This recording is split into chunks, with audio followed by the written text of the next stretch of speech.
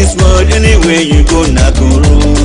For this life today, anytime you go, na corona. Today for this world, anywhere you go, na koro. For this life today, anytime you go, na corona. You go up, you go down, you go left, now side we go run enter. You go down, you go up, you go right, now side we go run enter.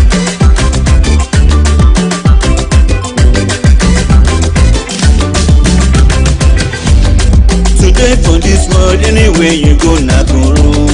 For this life today, anytime you go, na corona. Today for this world, anywhere you go, na koro.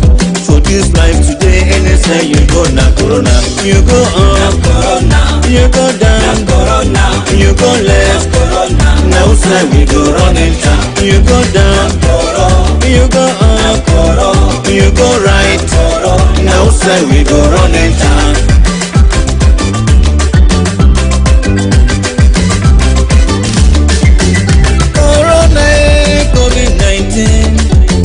Corona, why you do me so? Corona, why you kill my sister? Corona, why you take my brother go? Corona, you know no rich people. Corona, you know no color. COVID-19, you know no poor people. Corona, you know no man of God. Corona, COVID-19. Corona, why you do me so? Corona, why you kill my sister? Corona, why you take my brother go? Stay inside house, always wash your hands, always wear your mask and keep social distance. Need it shake your hands, need it touch your face. Take your concoction, my brother. Corona, you the spread up. Corona, you the kilo. We must take care, make we stay for house. We must take care, make we wash our hands. You are not tired for the concoction. You are not tired for the concoction. We must take care, keep social distance. We must take care, don't forget your mask. Corona.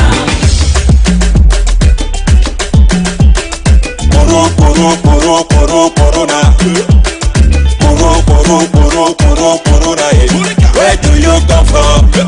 I beg tell me, what do you want to? I beg tell me, you make me tingling. Now I go tingling.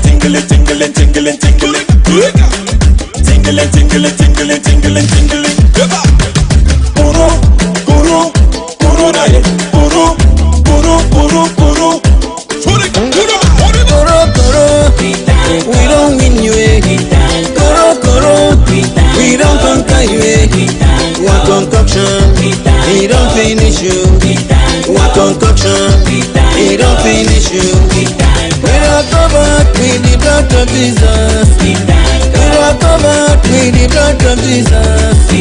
COVID-19, we nearly fear you, Koro, your time don't finish. Koro, my God will protect us. Koro, my God will protect us. COVID-19, we don't win you, COVID-19, we don't conquer you. Koro, we not defeat you, Koro, we not defeat you, Corona, your time don't finish. Koro, your time don't bole. Your time don't hammer. The president of Dominion Helping Association, Bamenda. What a feeling. This performance is by Emekus, and he will be singing Ada Ada by Flavor.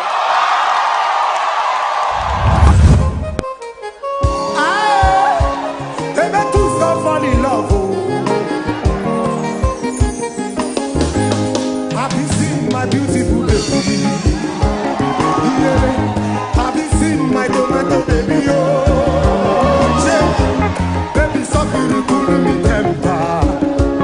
Ada, baby, na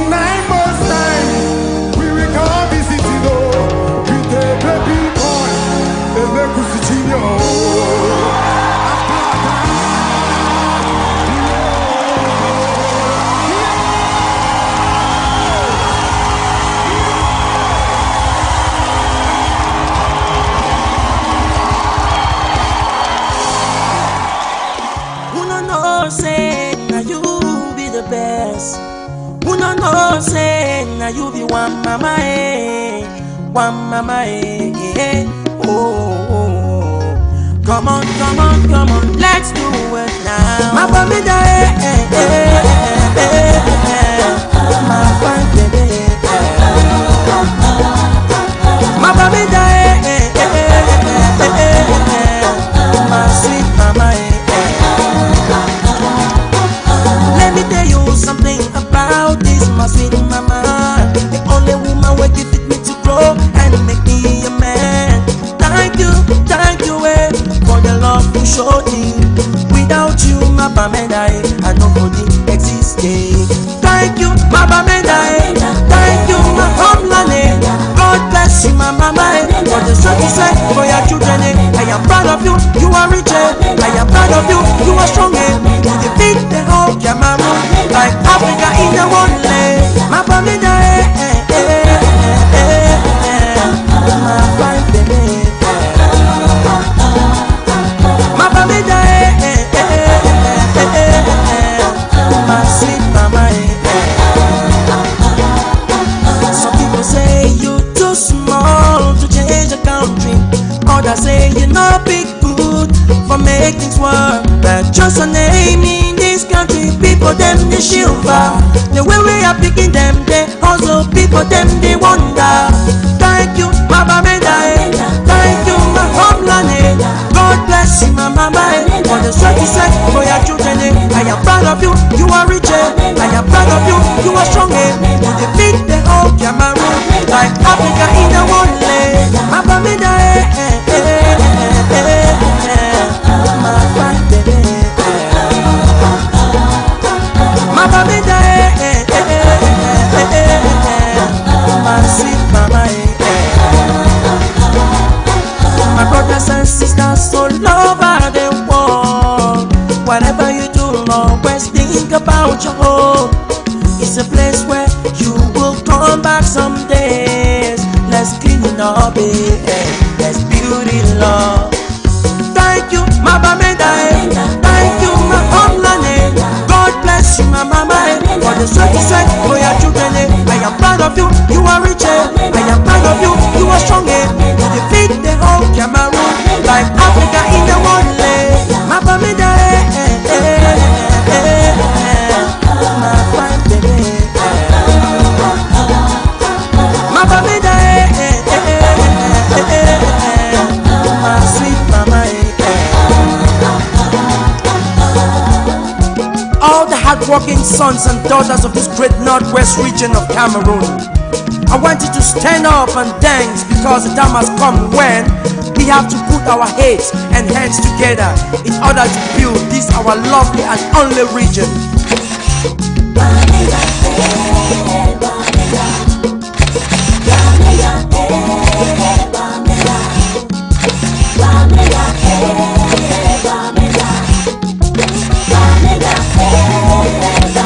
My Bamenda,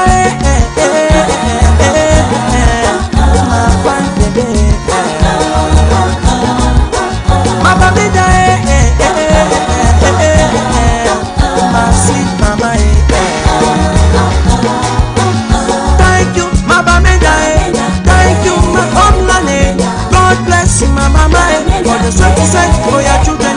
I am proud of you, you are rich. I am proud of you, you are strong. You defeat the whole Cameroon like Africa in the one land.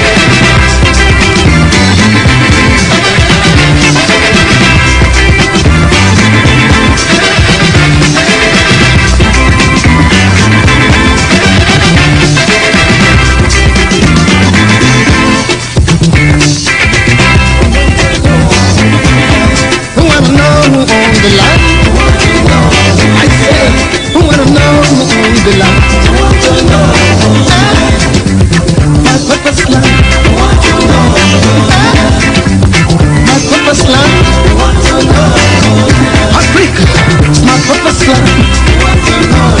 Now, hear me. We are no fools on the heat. My people are no fools on the heat. You must let my people go, so we can rule from Cape to Cairo. You must free my people's hands, so we can rule our purpose land. I wanna know who owns the land. Who wanna know who owns the land? Okay, now listen carefully. Chinese are ruling the Chinese land. Japan is ruled by Japanese. England is governed by Englishmen. America is governed by Americans. So, Africa must be ruled by Africans. I wanna know who owns the land. We must rule from Cape to Cairo. We must rule our purpose land. I say, you wanna know who owns the land? I wanna know who owns the land. Ask them. Hey, purpose land. Purpose land. Purpose land. Must be free. Angola want to know who owns the land. Mozambique want to know who owns the land. Namibia want to know who owns the land. I say, Soweto want to know who owns the land. Zimbabwe want to know who owns the land. African freedom fighters want to know who owns the land. Purpose land. Now listen to the history. With the years since creation. With the years since creation. What does it do? Since the time of sun and sand. Since the time of moon and star. Since the time of air and sea. Since the time of men and things.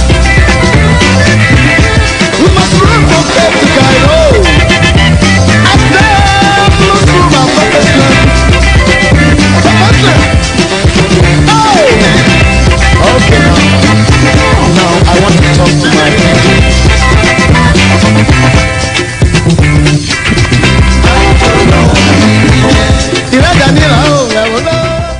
Good evening, ladies and gentlemen, and welcome to the broadcast today. And we continue to ask,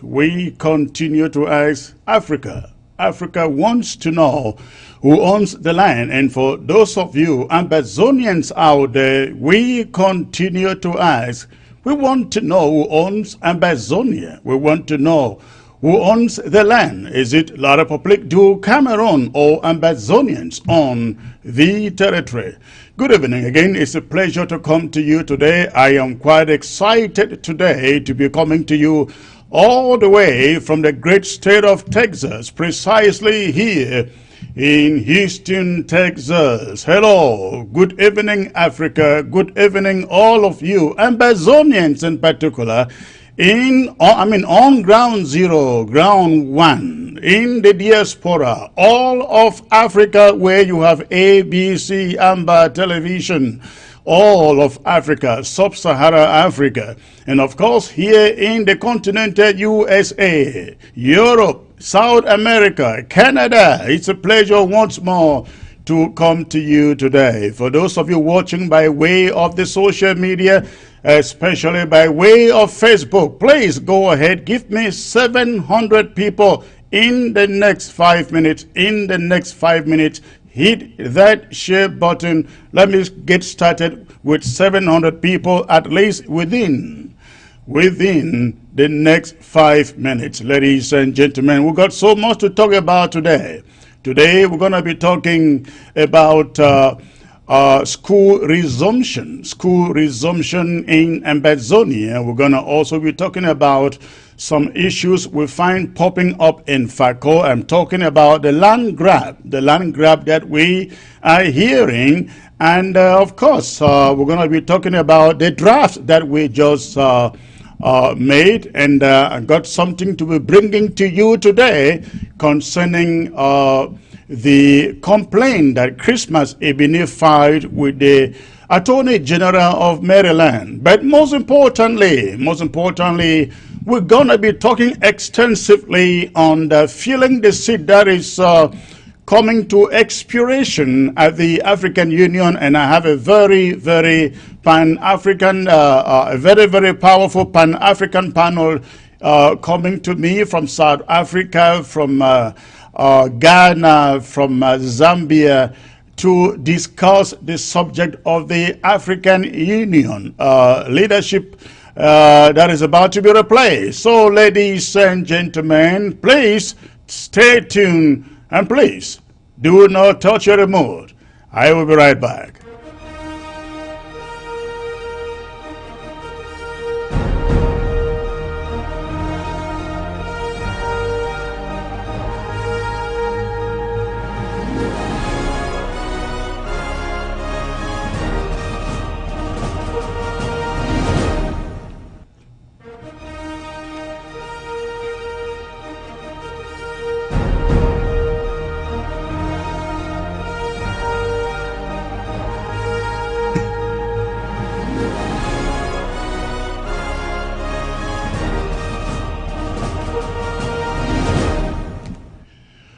All right, welcome back, ladies and gentlemen. Again, it's a pleasure to come to you today. This is going to be one of those very exciting broadcasts here at ABC. I wish that you can, as soon as possible, please hit your share button. The moment I find 700 people right here on the social media, Facebook, I will come to you with this presentation proper. Please, so go ahead and hit your share button. I can see the numbers jumping right now. Hit your share button and let everyone out there know.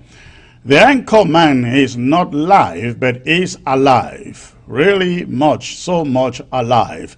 So please, let's quickly do so. Again, I got so much to bring to you today, and let us quickly facilitate that. Let me see why you do that. Let me see who is joining. Let me see who is joining. Let me see who is joining. Again, as you join, make sure that you go ahead, hit your share button. Let us quickly populate the platform so that I can come to you with the broadcast proper, the presentation proper, ladies and gentlemen. Again, please, in the next 4 minutes now, let's make it up to 700. All right, let's see. TT says, please share. Ben Che, I see you, sir. I see also Vivian Abidu, always here. Christian Kumbo, good to see you. I also see Bibo Fetu. Say hello. Thank you for joining, sir. I see Andre DiCarlo, the boss, Andre DiCarlo himself. Okay, all right. Good to see you, sir. I also see Mega Project. Say the Lionheart Chris. I know, we love you, sir. Thank you, sir. Roger McLobe, okay, good to see you. Amber Rosie, I see you, ma'am. I see also Mercy Injo. Thanks for joining. Tendong Imba, I see you. Eleni Rafael, I see you, ladies and gentlemen. The numbers are a little slower to add up, so please, if you are just joining, go ahead and hit that share button. Let's get it to 700 so I can start bringing you this presentation proper. And go divine, thanks for joining. Larry West, I see you, sir. It's a revolutionary greeting. Mr. Chris, thank you, sir. Peter Cantona, George Asa, watching from the District of Columbia. Okay, Amber Rosie, I see you. I see who else is here? A man, girl, somebody, I missed that. I see Carly and King Rocco. Okay. Jessica Aquo, I see you, ma'am. I see Tewa Free. I see you. I see Eleni Ravel. I think I mentioned you earlier. All right, ladies and gentlemen, again, the numbers are not growing to my liking. Please hit your share button as you join, and while you do that, I will just go ahead and begin to bring you some vital information before I get to the subject of the day. This is very, very important, ladies and gentlemen. I am speaking now to all of you Ambazonians out there who participated in the draft, the war drive that we conducted a few weeks ago, a few months ago. You all witnessed what took place, what happened on October 1st. You saw the Ambazonian restoration fighters out in their numbers. Ambazonian restoration fighters showed up in their numbers,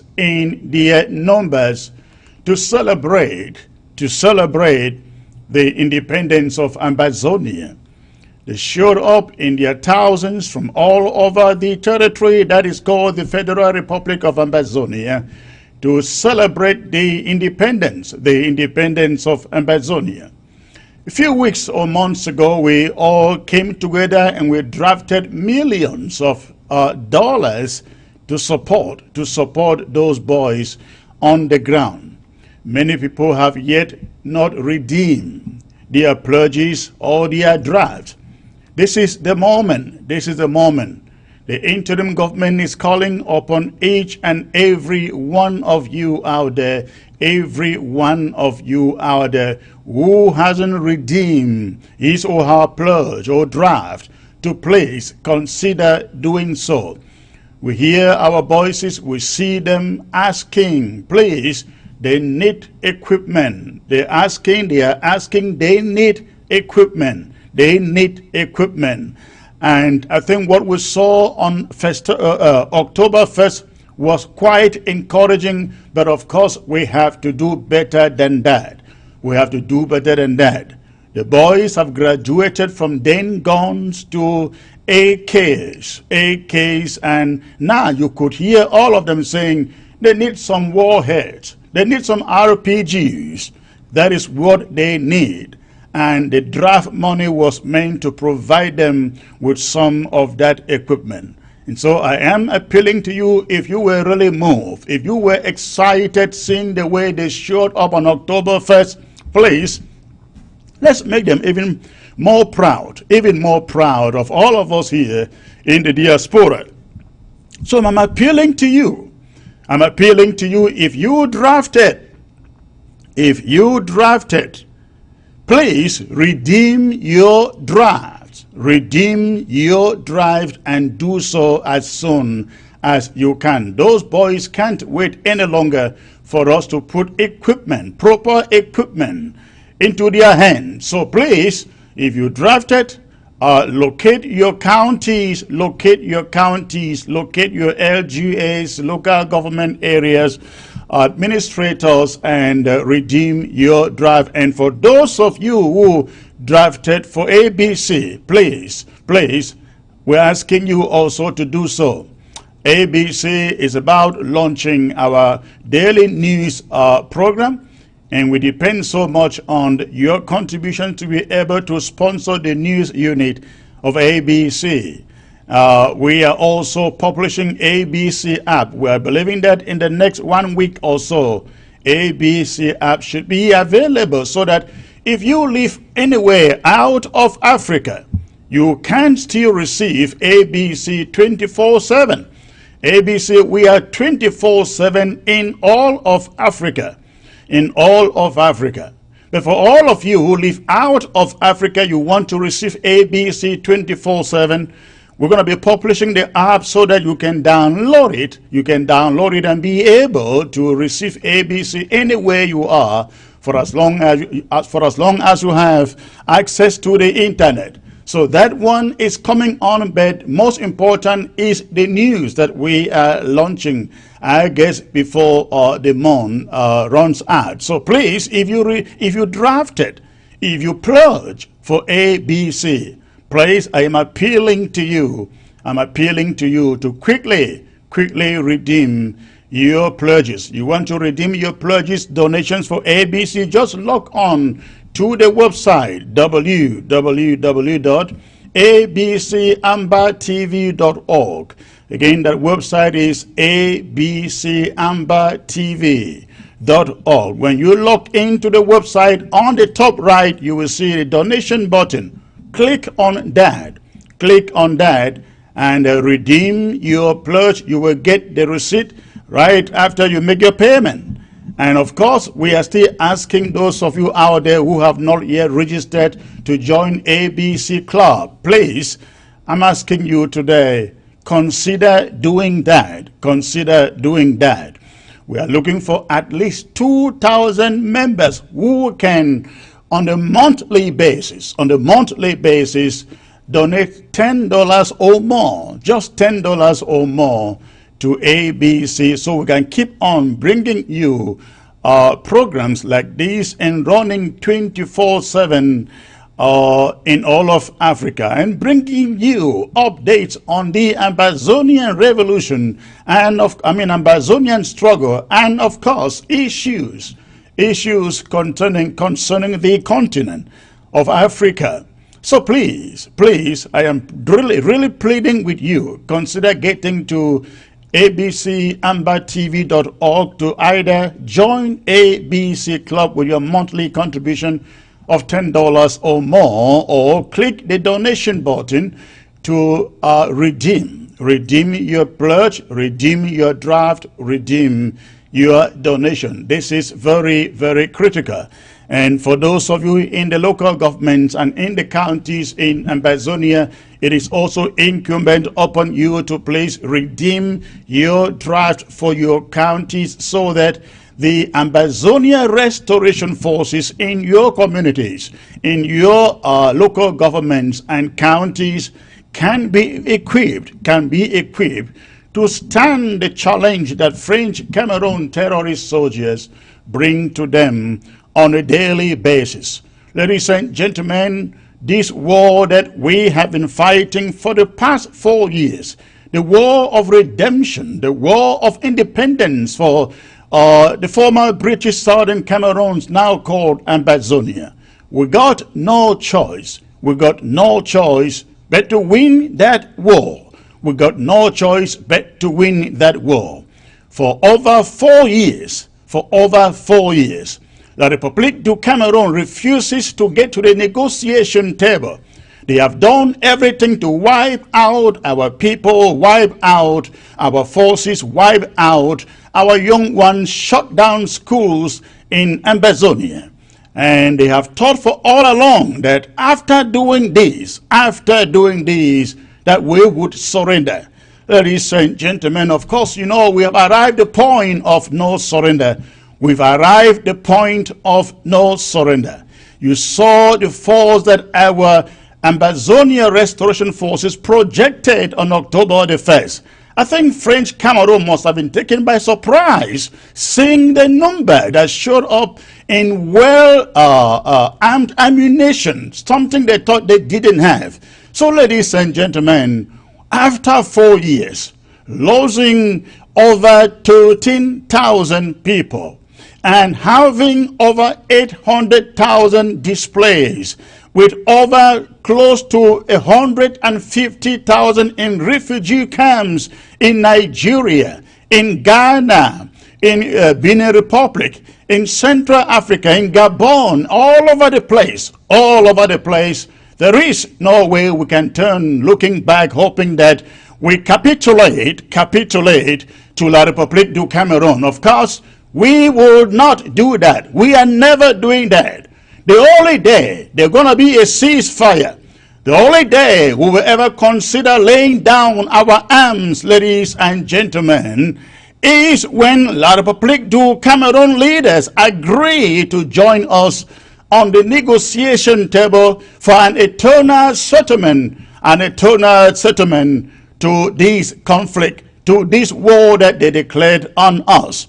So if La République du Cameroon thinks that the time has come for us to surrender, if they think that their Calais and the extrajudicial killings that they continue to carry out in AMBAZONIA will cause us to surrender, we are not looking to surrender. No, not anytime soon, not any moment, not at all. I think we are rather gaining momentum upon momentum as the days go by.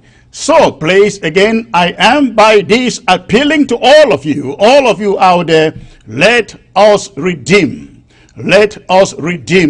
our pledges. Let us redeem our pledges and put better equipment into the hands of AMBAZONIA restoration forces. Let us all do so. And let me add this.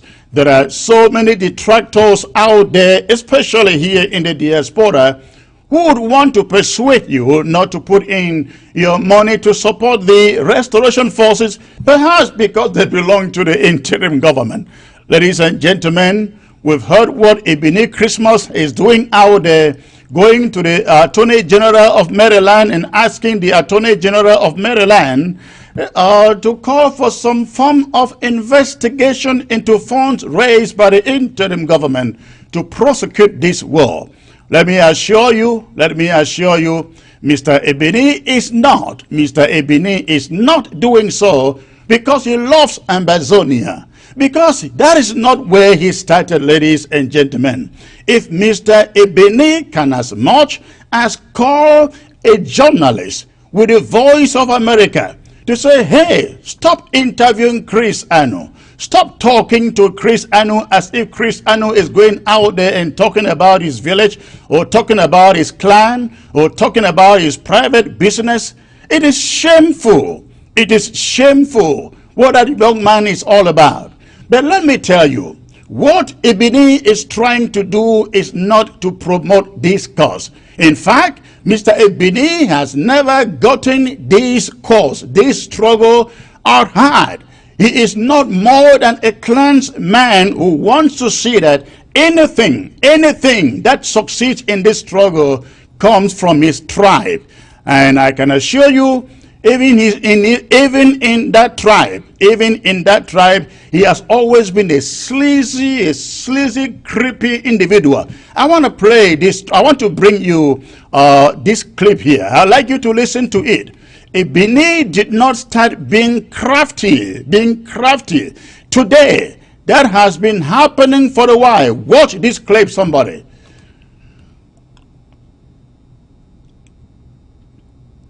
For selling and commercializing in this family be made to pay an appropriate fine for selling and commercializing in the USA, failure which he should be declared a persona non grata in Ogomoko and Manyo division.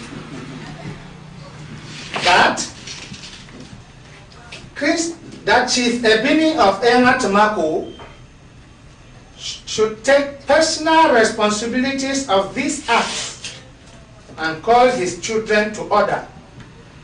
The children should be banned from becoming members of Ekpe society throughout their lifetime and be called back to Eyangatamako for cleansing following their individual acts of stealing in bed. That the all Manyungbe and elders of Eyangatamako declare in strong words that they are not party to the actions of Christmas Ebony and his brother Mbi Ebony, who have stolen Mbe and should be treated as such anytime they come home. Meantime, all family activities of the Ebony family concerning Mbe should be suspended forthwith. That Christmas Ebini be made to pay heavily for minimizing Mbe and storming into its meeting without invitation. He should never be allowed to be initiated into the Mbe society throughout his lifetime.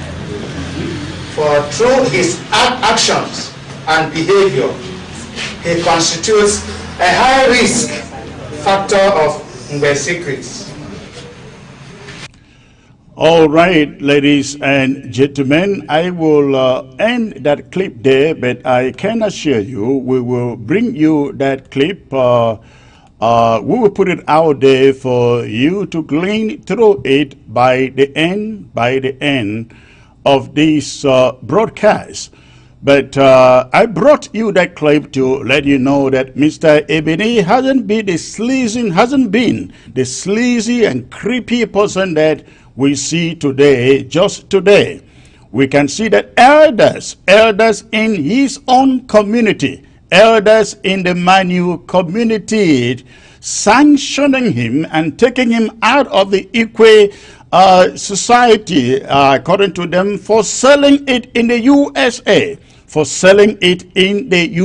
We are not aware that as of this moment that Christmas Ebini has been brought back into that society. But he was taken out of it for acts of irresponsibility. I will call it fraud for selling the Eco Society in the USA. We are on that story, and I bet you in the coming days we will bring you more details on that story. But I brought it up to say that this man isn't just being crafty at this moment, at this time. He took up the interim government and called it and said he was reporting it because of misappropriation with the Attorney General of the state of Maryland. But again, I'd like you all out there to know Mr. Ebini isn't doing this because he loves AMBAZONIA, because he loves this struggle. He is doing this just to make sure he hands over leadership to his tribe.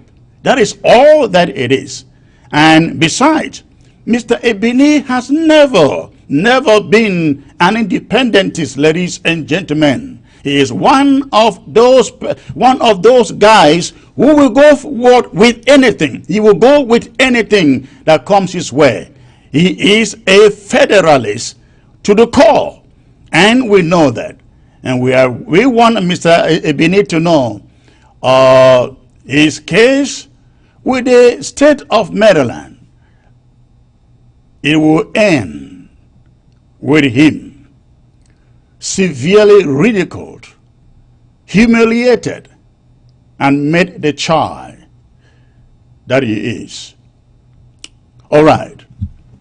Ladies and gentlemen, on the school resumptions in AMBAZONIA, the interim government wants to make it again crystal clear that for security reasons, we are not asking any schools in AMBAZONIA to open its doors in the territory. We are also encouraging parents, please do not take the risk. Do not take the risk to send your kids to school to be shot to death by French Cameroon genocidal soldiers. Now, this is very, very important. Proprietors of schools and colleges, you have invested a lot in property, infrastructure for your institutions. Our advice to you is, if you would cherish your investments, please allow your infrastructure to remain shut down throughout this period. But let me speak particularly to the parents and guardians of every child, every student out there. We do not want you in the midst of war to risk putting down your 200,000 francs, 100,000 francs, 50,000 francs for any school fee that will never be returned to you. I know what I am telling you right now.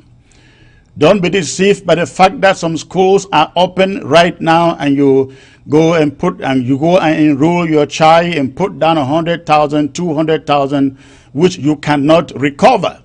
We are advising you that any school, the mission schools in particular, whose doors are open right now, please, again, you love your infrastructure, shut down those schools, and parents, please, you will lose your school fee should you go there and put down any dime for school.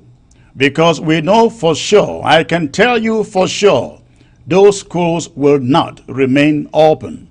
Because if schools are shut down in AMBAZONIA, the rural area where the majority of the schools are, it will be very, very unjust for others to remain open while the majority are shut down.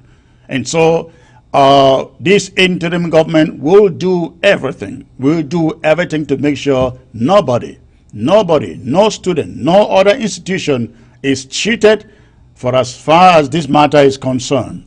So please, we ask you, the parents, keep your children home. Don't waste your money putting down for school fee that you will not recover. This is very, very important. Now, I'd like to come to you with this other clip before I get to my main subject for the day.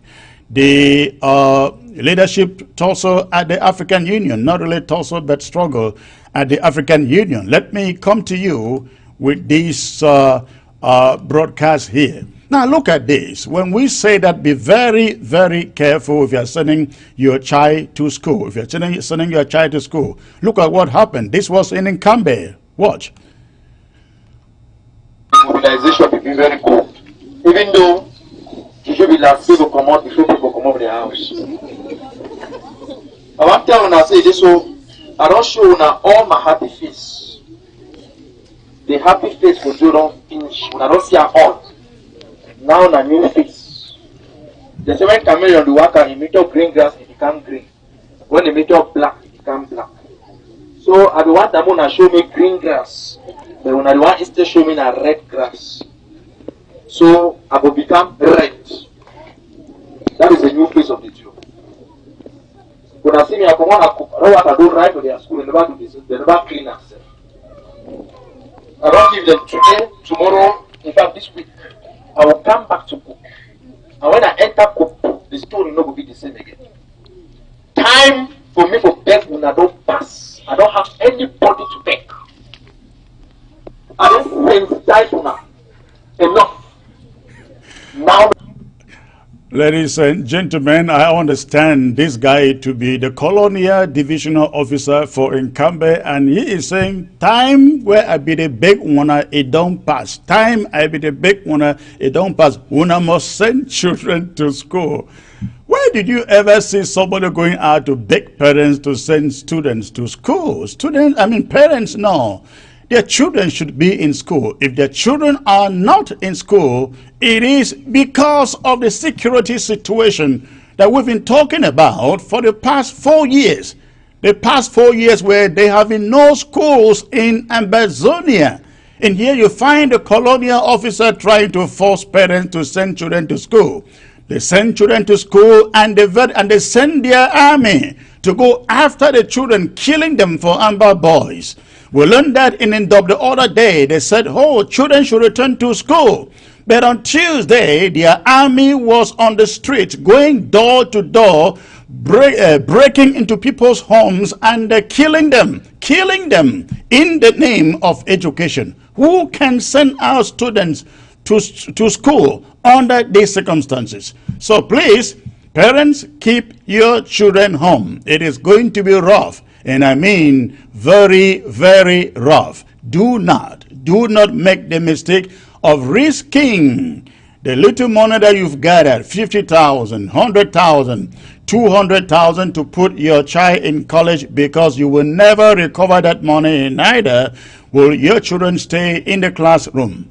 Now, we have also learned, ladies and gentlemen, of this land grab issue happening in Fako in particular. This is very, very becoming a daily activity, a daily occurrence in Fako, where the colonial officers are grabbing people's land, confiscating people's lands, and reselling them at the highest price. Take a look. SDO, we don't go there. SDO, instead there we say, we bament that people not supposed to get land for here. We go for Dio driveway for your office, say no one more come again for your office. So they don't can create village on top another village where first be when Benga, Esuke Benga Mutengene. We get land certificate them for the place. They don't come now plant Bonganjo, say they don't put Bonganjo chief for there. The man don't cut woman their chop, destroy all what chop them for down. And then the bee houses them say na a village. Say no one see no man for there. People the boys in there more than 60. Any man will go farm now for day, they catch you, they beat you. So we don't come today for front sentence to say and take action for the matter, because farmers and for that place we don't tire, we don't be fed up. They don't carry flag. Cameroon flag or hang them for day. When you come, he say be cheap. Now a village, he say get 9,000 hectares of land. Now a village. Presently for my own place, they build now on top of my own place. It don't fence them. It don't. It cut people their cocoa, cut coffee. I don't know whether some one person be against the law. So would the beg say, make they see how they go call this man to order, because the farmers them we no one violent. If we be carry our own picking and go for day, war for don't come out for that place. So we prevent for bring war for that place. We don't report for all places they were supposed to report, but they didn't fit for Giwi any action. So the beg say, may they try for see how they go call it to order, because it don't destroy woman their chop chapia cassava them for down planty in the bee houses them for an injunction there for that place, administrative injunction there for that place. The question who they ask and I say, since when the man the bee house they complain for Dio, when injunction there for the area, it means if it doesn't make the farmers they not work, men that them work continue for work. My papa came in 1920. He stayed from Moliwe. He was under elders apart in those days of banana. When he resigned, he came back to cultivate banana.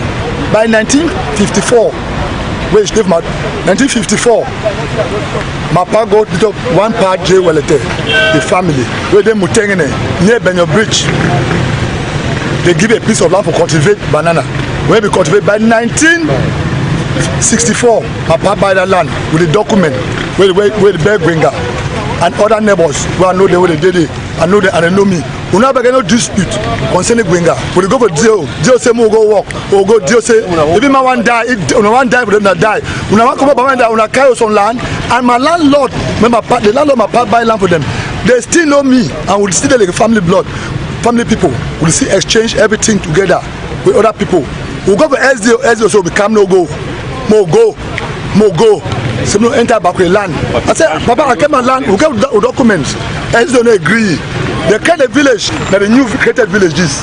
Now the village where zero particular instagram.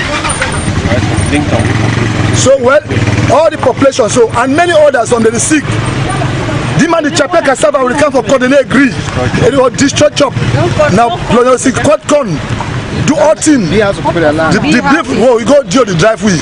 Say when I go back. So we complain, we beg for Prime Minister, Minister, Governor. Look how the population is suffer. My name now Grace Indam. I'll reach my farm. They come to me for farm. Say orange na village orange. Say that way they talk so they will come be house for day. They don't destroy my cassava for down or when my corn for down. But they do for me for farm. And they chop any to them my farm. Blana now they don't cut them, planted they don't cut them. So any to them my farm they take them. If my own place now Sunday they don't tramp for them, they don't start to dig well.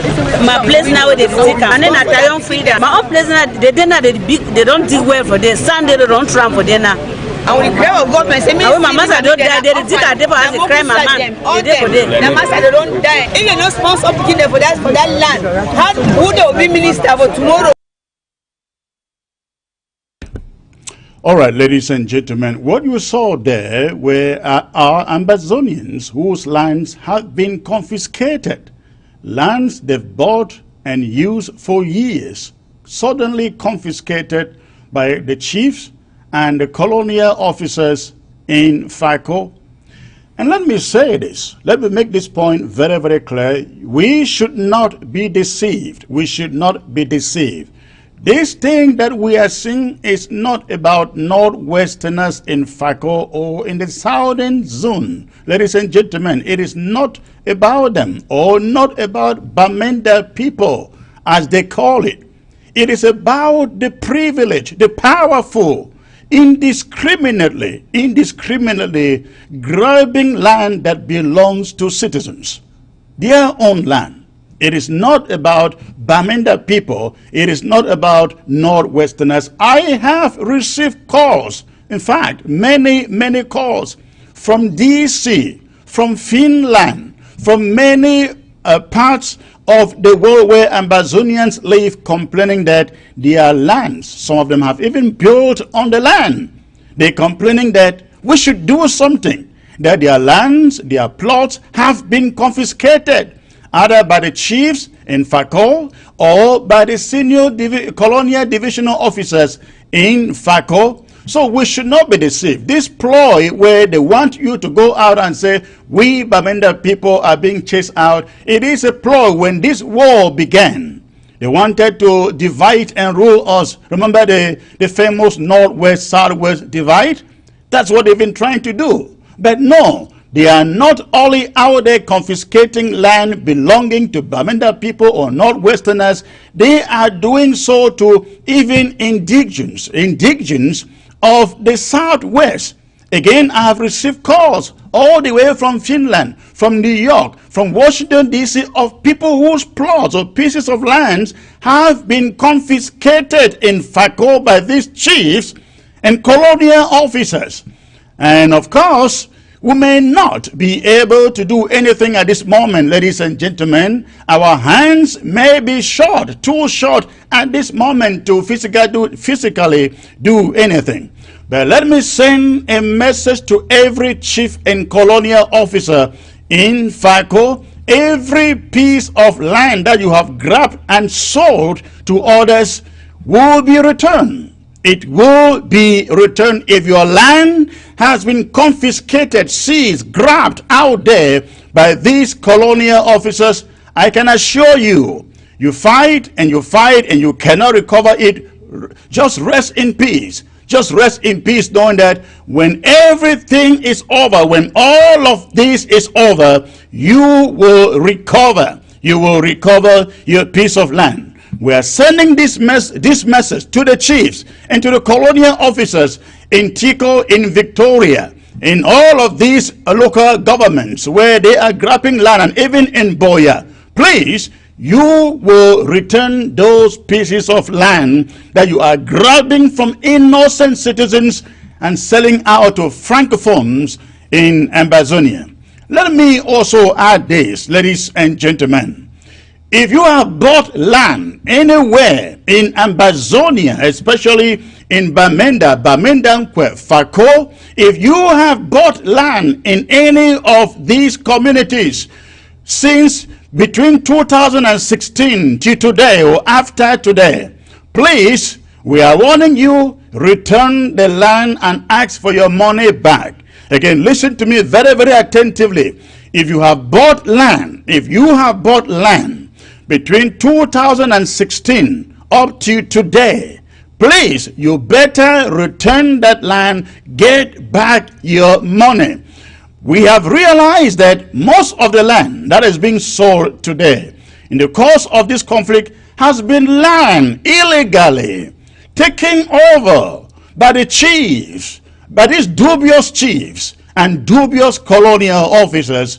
We're asking you, do not risk your money buying any land in FACO, in Mezam. Do not risk your money buying any land, because I can assure you, ladies and gentlemen, when this thing is all said and done, when it is over, Everybody must account and present the evidence of land titles, land ownership in Fako and Mezam in particular, because we will not allow dubious, fraudulent personalities to grab land from the powerless and sell for quick money.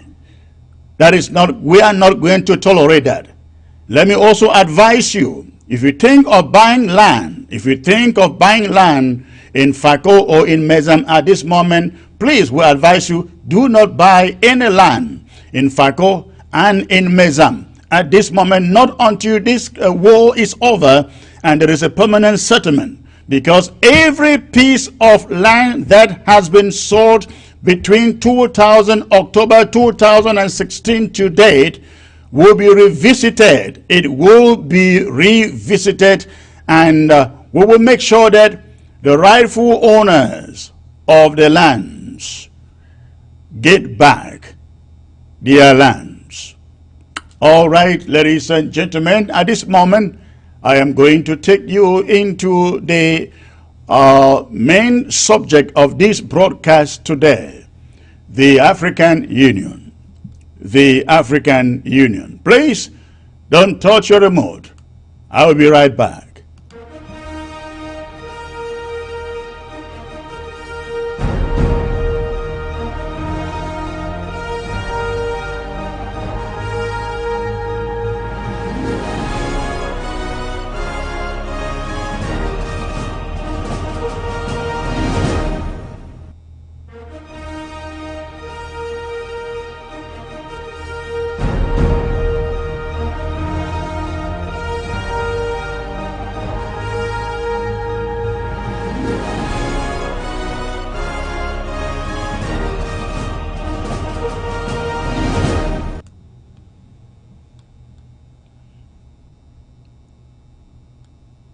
Also an African Union?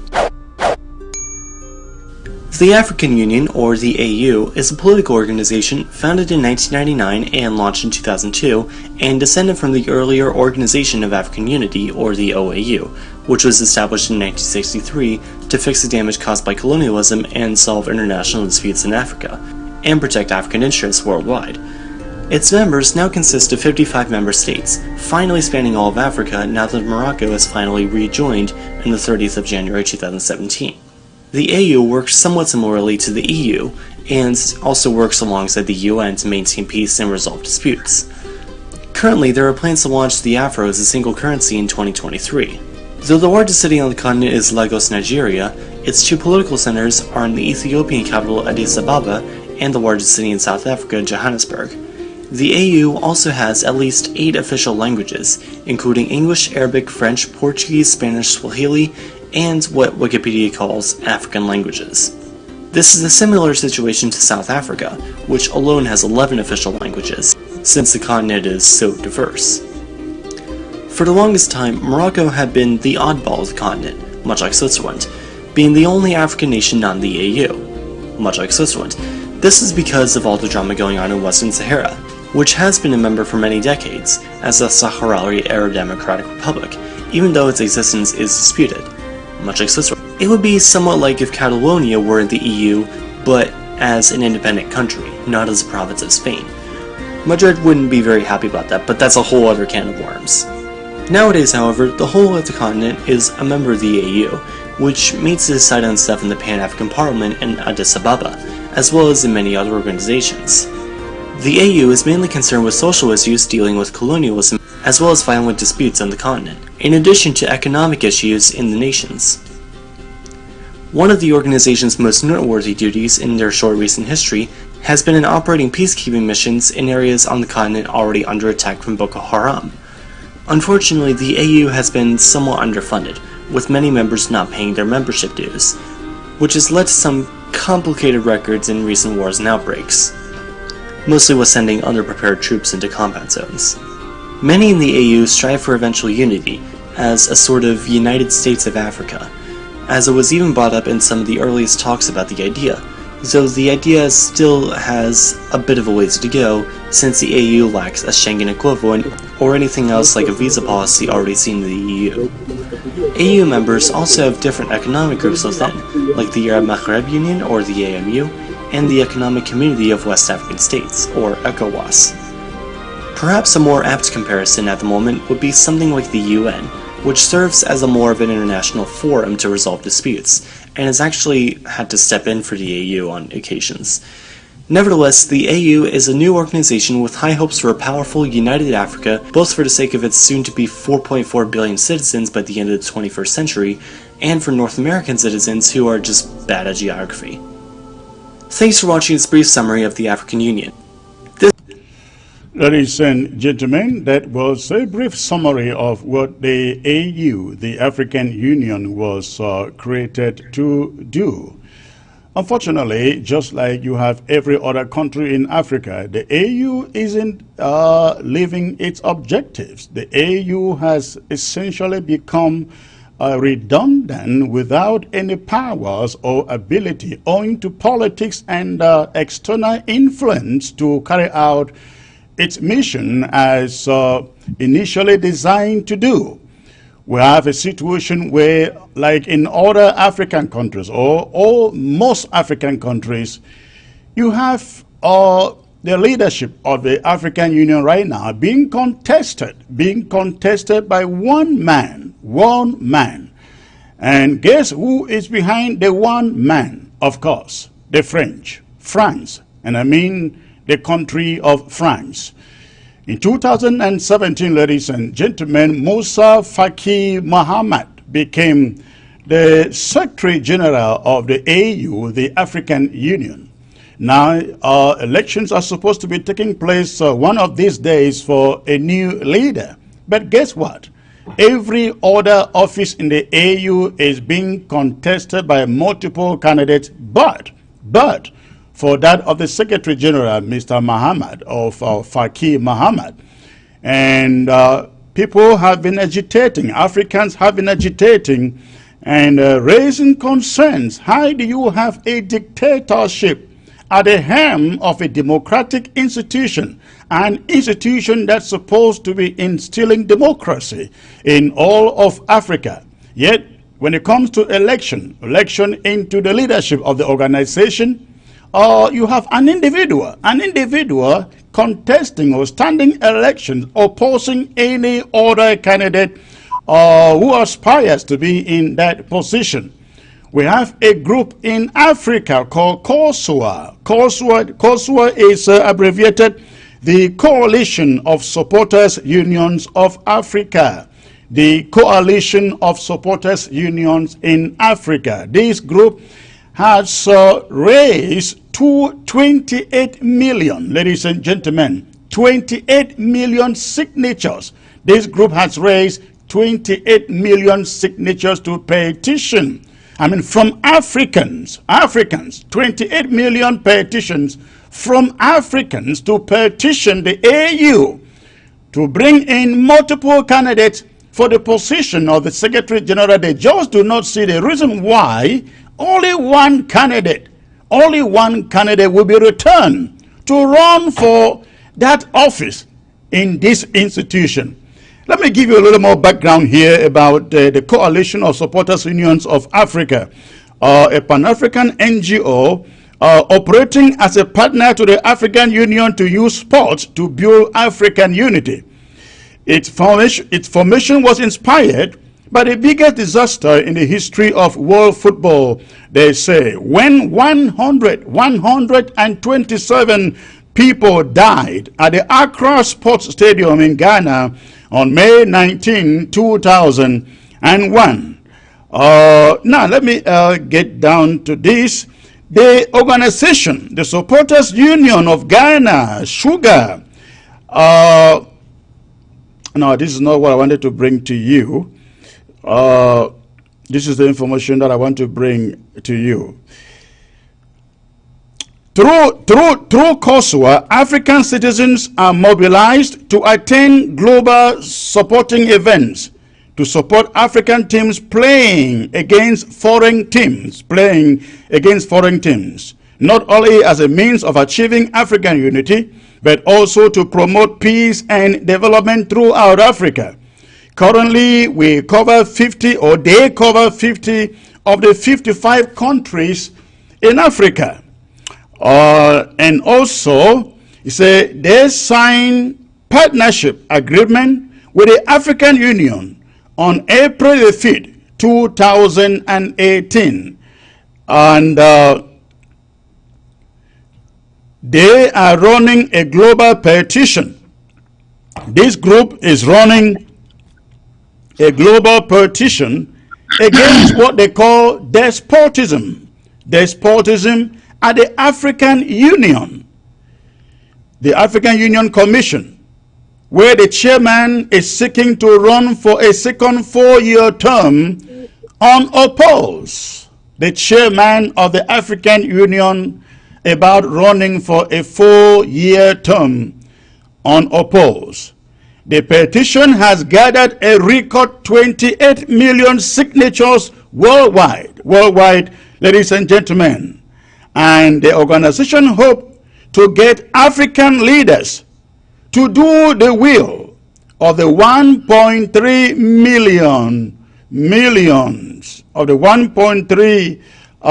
million citizens by postponing the elections and accepting nominations from other candidates, like they say, Her Excellency Ambassador Arikana, to run against the incumbent, His Excellency Faki Musa Mahamat.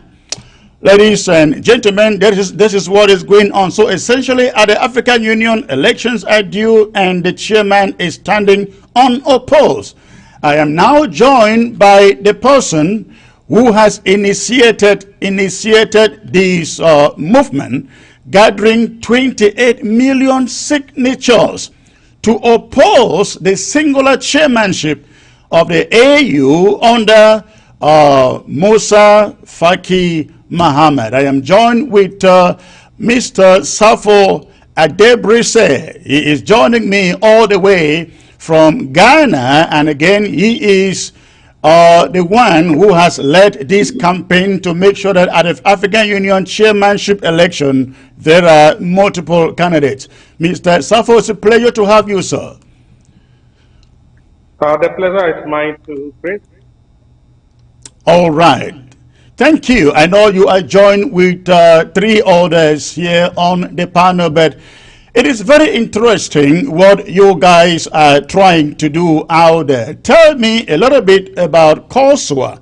Again, COSWA is your, I guess, your brainchild from Ghana, but with membership from across Africa. Tell us a little bit about COSWA.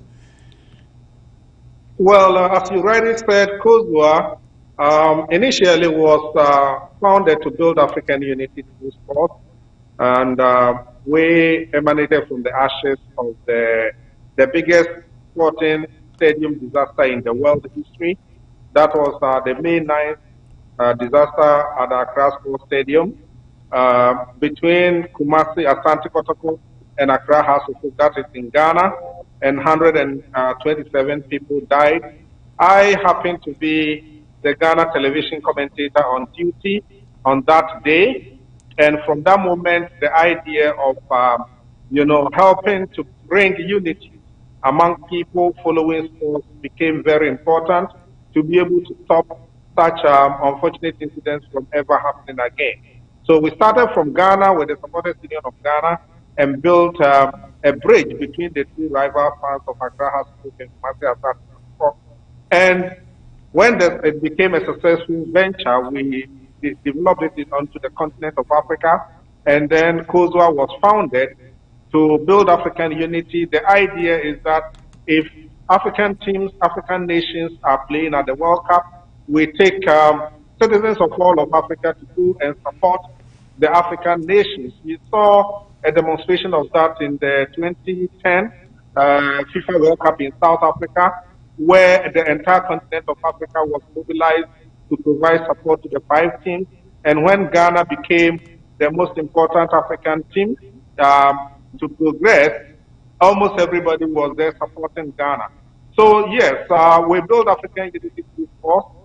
But at the moment, we've been caught in a situation where we need to also take a step further and look at the way this continent is being governed, especially in our capacity as an African Union partner. As you rightly said, this organization signed a partnership agreement with the African Union on the 5th of April 2018. And since then, we've been involved in policy making and a whole lot of other things for the African Union. At the moment, we're having a situation where we see the African Union and African unity, the destiny of Africa, being taken to the cleanest, by the scruff of the neck by foreign superpowers that are now cleverly dominating African politics and virtually putting us under a one-man rule by way of giving the current chairperson, Faki Mahamat, 8 years at the African Union Commission leadership, without any opposition. As you said, we have a situation where we're having the African Union elections coming up, and there's only one candidate for the chairmanship, and we cannot accept that to be a true representation of the democratic aspirations of the people of this continent, and that is why we are out there and saying this cannot be the Africa that we all want for the unity of the continent. Yes, you are joined with Daniel Mudeba, if I am right. Daniel Mondea, joining from Zambia, and you are coming in from Ghana. Let me get to Daniel. I hope you can hear me. I hope we get a good sound from you. If I may ask, you started COSWA as a sporting NGO. Then how did you get into politics of the African Union? How did you get there? Good evening, Chris, and all the viewers.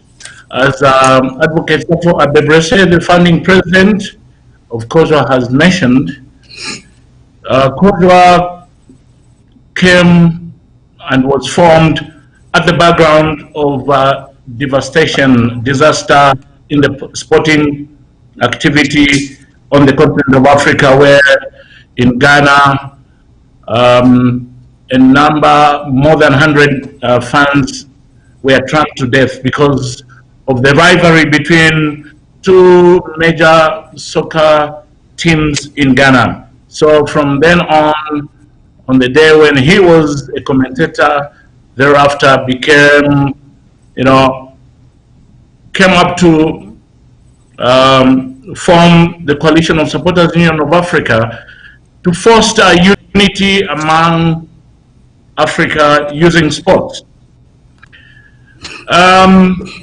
We are not political per se.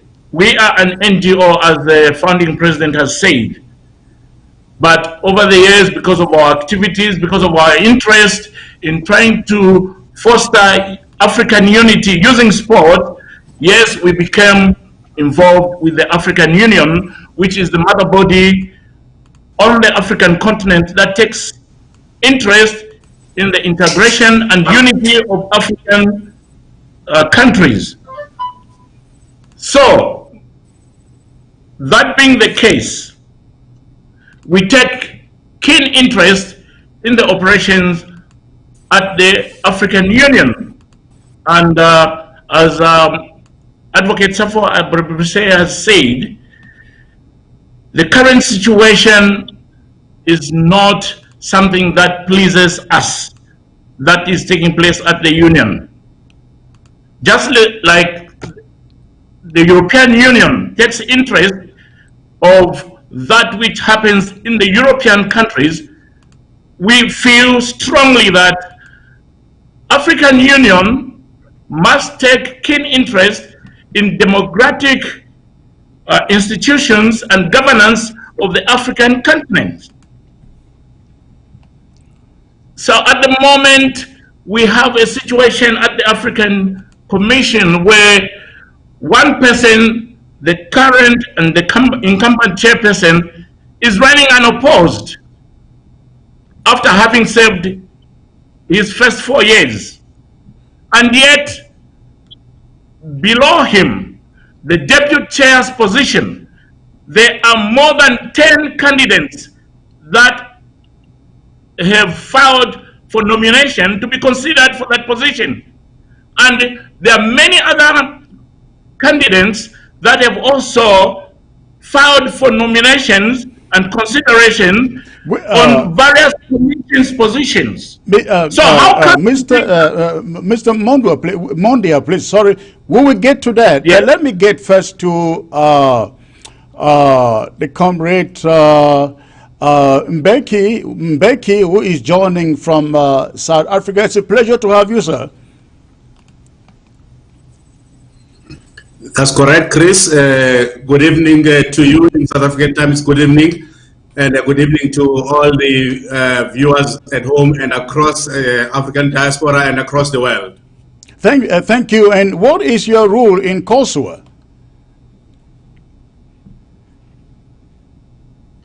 My role in Kosovo, I'm head of diplomatic affairs and international relations to ensure that our relationship, particularly with member countries and all Africans across Africa and in the diaspora, do maintain the cordial relationships politically in a diplomatic manner. And this is one such issue where cordiality of diplomatic affairs could not be left unattended, only with the hope and prayer that things will resolve themselves. All right, wonderful. Let's get now into this subject proper, and I will go back to Barrister Safo out there in Ghana. I guess you launched this initiative for competition at the AU over the chairmanship election. Which other candidates did you have in mind? And if I may ask, did other candidates apply before they were denied competition along with Musa Faki? Yeah, thank you very much for this question. We'll go back a little, maybe about 3 months ago, when Kosovo, we initially were throwing our weight behind the current deputy chairperson in the person of His Excellency Ambassador Petikote, who had been working with the African Union as Ghana's ambassador to Ethiopia previously. And then he had been nominated and become the deputy chairperson for the past 4 years. And the key thing about him was that we had realized that he was in a very favorable position with African head states. For viewers of yours at the moment who do not know about the mechanisms of the African Union elections, we need to mention that for the African Union elections, it's only 55 people who vote. It is only the president or the heads of state of African countries who do the voting. And 4 years ago, Mr. Petikote won the outright, for the deputy chairperson position by garnering 45 of the 55 votes that were available. So when people started getting disappointed about the kind of leadership that Mr. Faki Musa Mahamat has been demonstrating, there was a lot of pressure on us to put in a routine, in support of Mr. Petikote to maybe come up against, the chairperson, because basically for about a year now, there's been series and series of demonstrations right there, even at the African Union Commission. And the matter that really triggered it up is the fact that Her Excellency Aretana Chilombo Rifao, who used to be the African Union ambassador to the United States, was sacked in a manner that everybody in Africa got incensed about. So there was the need, people started demonstrating and all that, but we felt that, okay, we can hold on to a point where we can, when the elections come up, then maybe other candidates can come up, because people just wanted His Excellency Faki Mahamat to just get off. But we had to go by it the democratic way. So yes, we started throwing our weight behind Mr. Petikote as the deputy chairperson In fact, Madame Arikana Chihumbori Pao herself supported us to throw that weight behind Percy. But there was a very, very bizarre turn of events when the president of Ghana, the Ghana government, actually failed to file the nomination for His Excellency Percy in good time, and Ghana missed the deadline for the nomination.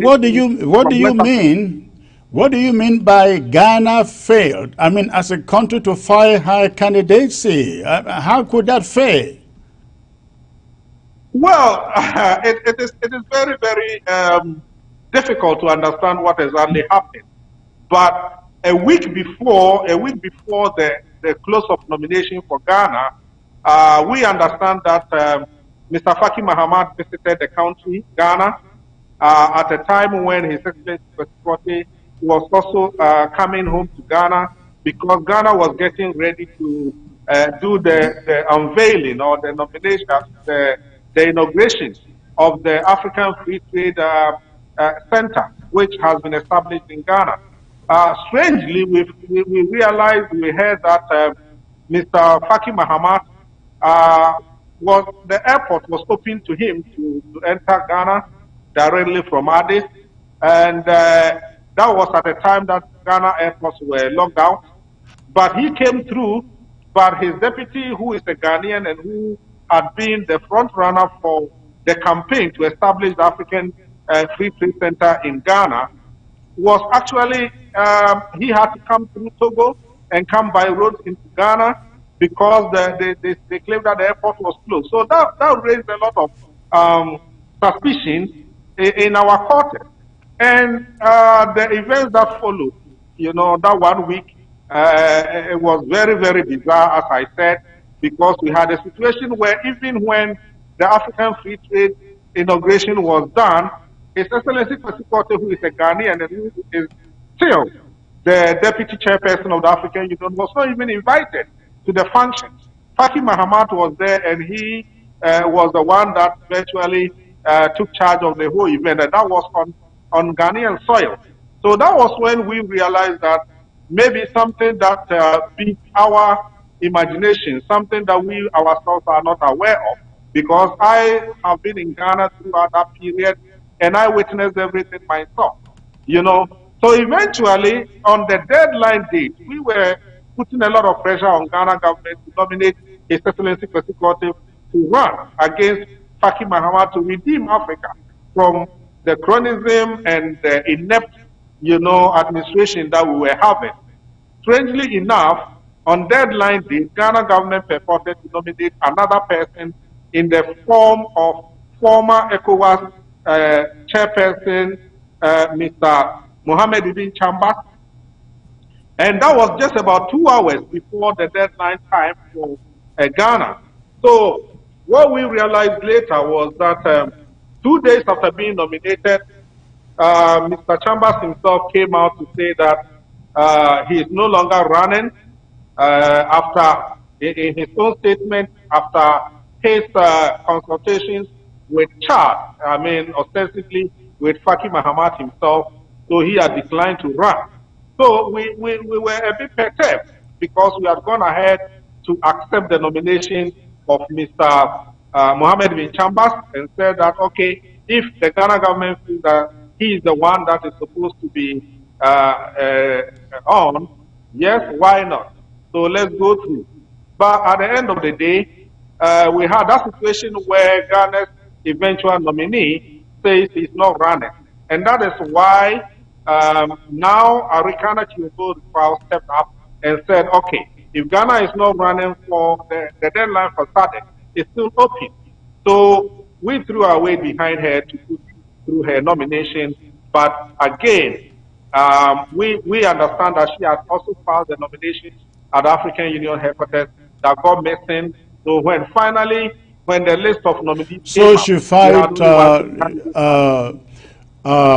Ambassador Arikana filed her application at the African Union, and they reported the application missing. Yes, definitely. She filed online she filed online to run against her former boss that has sacked her from her position as an African Union ambassador to the United States. You know, directly at the AU Commission, we were looking at the option of, you know, Zimbabwe nominating her. SADC, we had a lot of backroom, you know, maneuvers, but at least we know for sure that she did file a nomination online at the African Union Commission. So when the final list of nominees came If I out, may ask, and we and saw let that me, only one person, I'm sorry, Barrister Safo, if I may ask, and let me turn to Mr. Monde, if they're in Zambia, what is the procedure of sponsoring a candidate for the chairmanship of the EU?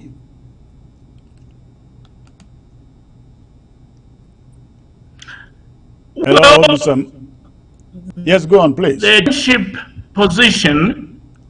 Yes, can you hear me? I hope you can hear me. I can hear you. The respective blocks of the respective blocks of the Africa of SADC, East Africa, and all that have had windows where it could the president could nominate a candidate to stand for chairmanship. So when ECOWAS and Ghana missed that opportunity, as Advocate Debrese has said, we were that now SADC would have the opportunity to nominate somebody without even them having to do that, or any of the president having to do that. Just like any other positions for the deputy chair and there are certain individuals that had the right and they did submit their nominations online, including Dr. Arikana for chairmanship. And for your own information, for the deputy, there are more than 10 applications that were filed online and they were accepted.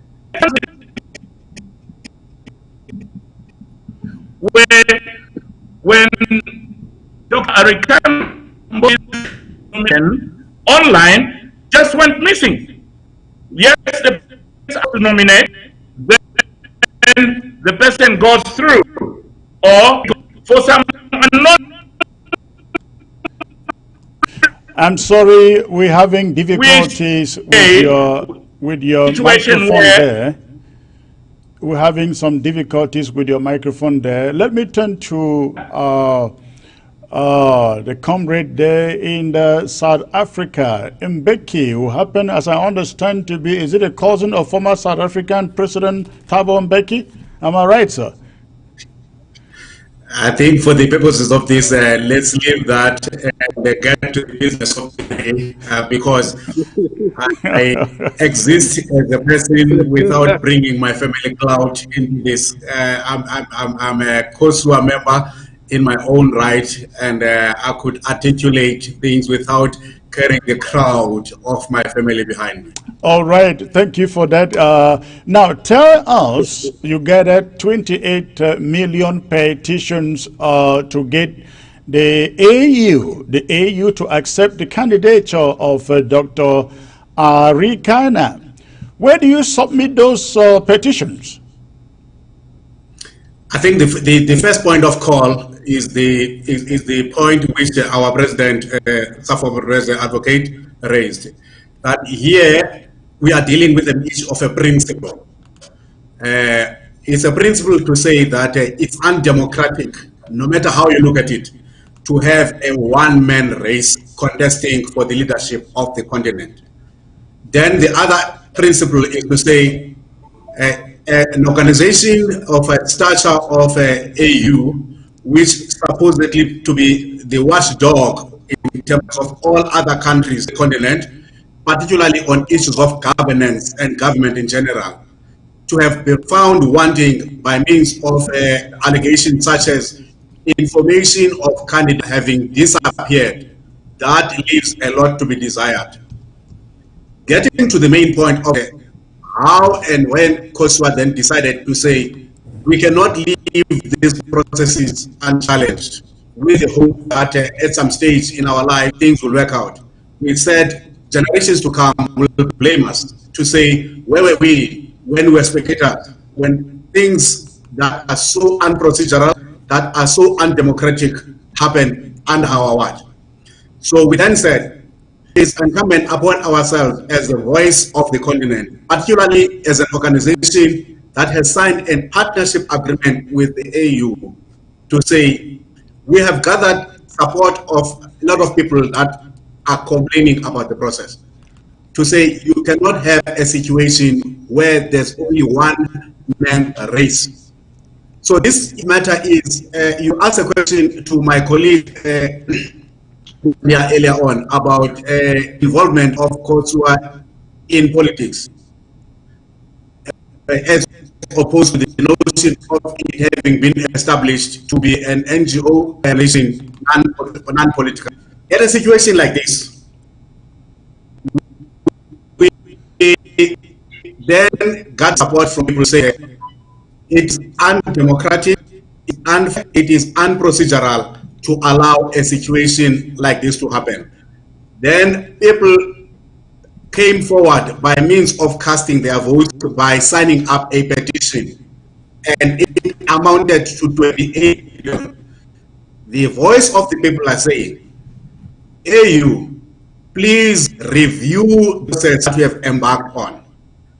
Reopen the nomination process, particularly for the position of the chair, because a lot of things have gone wrong and people are not happy with the current candidate. But if the current candidate would therefore win fairly by competing with other candidates, we will allow that.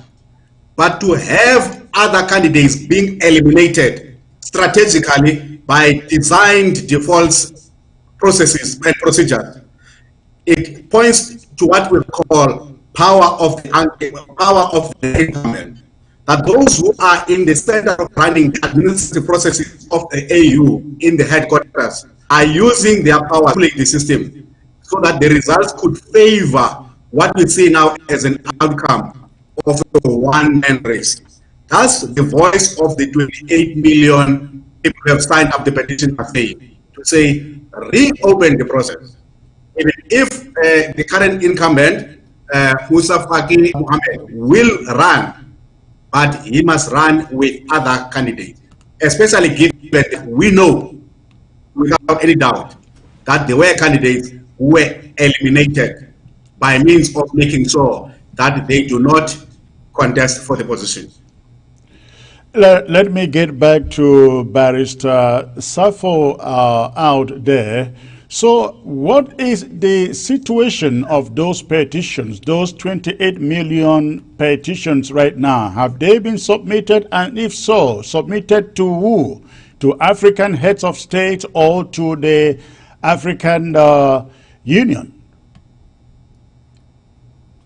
Well, thank you very much, and thanks so much to my colleague for throwing more light on the situation. Going back to the petition, we filed that petition online on avaaz.org, avaaz.org. And we also did the actual petition letter to His Excellency Cyril Ramaphosa, who is the President of South Africa and who is the Chairman of the African Union. When we talk of the Chairman of the African Union, that is different from the Chairman of the African Union Commission. I think we need to throw a bit of light on that. The Chairman of the African Union is elected for a one-year term among the 55 heads of state. So every year we have a new Chairman of the African Union that goes in for 1 year, and it is only the heads of state who take that seat. But we also have the Chairman or the Chairperson of the African Union Commission. When you don't see the word commission coming after the African Union, then it means we're talking of a head of state. But the moment you see the commission, it means the actual power wielder are in charge of the African Union. That runs for 4 years. So the chairman of the African Union Commission is Faki Mahamat, by the chairman of the African Union, Cyril Ramaphosa. He's the one that we addressed the petition to, and we filed it online globally on avaaz.org, and we hit the record figure of 20,591,731 signatures. We are at the moment in the process of gathering all those signatures to make a presentation again, to the chairman of the African Union, Mr. Cyril Ramaphosa. Yeah. Now, what we're saying beyond even gathering the signatures is that we need the African Union to listen to the voice of the people if it needs the kind of a revolution in terms of, a change in the way the African Union conducts its affairs. We need that to be done because we are seeing a very, very clear machination on the part of the African Union Commission Chairperson, Mr. Faki Mahamat, to hold on to power. Just yesterday, even before we were preparing for this interview, something was done again that we feel very, very saddened by. After taking Arikana Lumborikau out of her seat at the African Union, as the African Union ambassador to the United States, that seat has been vacant all this while. Just yesterday, Faki Mahamat comes up and says, okay, I'm now appointing somebody to go and replace Arikana Chihombo-Rikau as the African Union ambassador to the United States. And guess who he appoints? Not only does he appoint another lady, another woman, but he also appoints a woman that is from Zimbabwe. And also a woman not just from Zimbabwe, but a woman from the hometown, the home region of Arikana Chihombo-Rikau. That is cronyism and divide and rule, we call it, right? Exactly. So now he says Hilda Suka Mafuze should go and replace Arikana Chihombo-Rikau as the new African Union ambassador to the United States. And we understand that that is in direct reaction to the petitions that are going on and the protests that are going on all over Africa against, his style of, running the affairs of the continent. And we are saying that we are waiting to hear, from the president of Zimbabwe, Mr.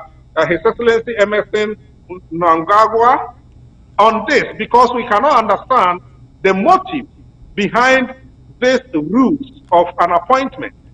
Come to think of it, Madame Hilda Suka Mafuze, from what we know, she was a former, MDC parliamentarian.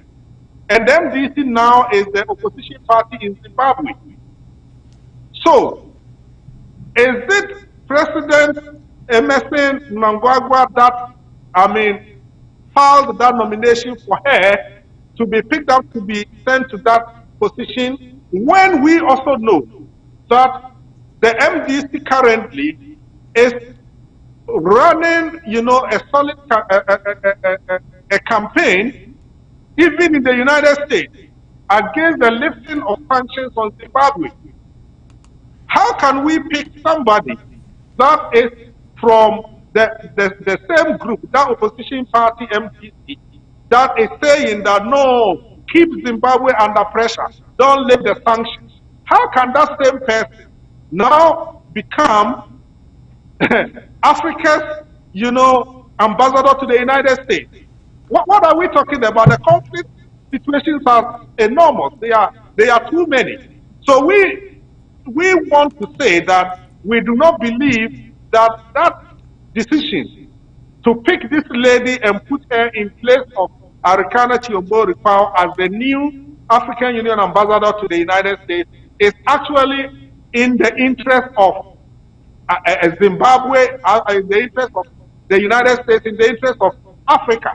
Because we cannot have a situation where somebody that belongs to the group that says that do not liberate Zimbabwe, keep them under sanctions, will be the one that now comes up as the new, Zimbabwean that becomes the new ambassador of Africa to the United States.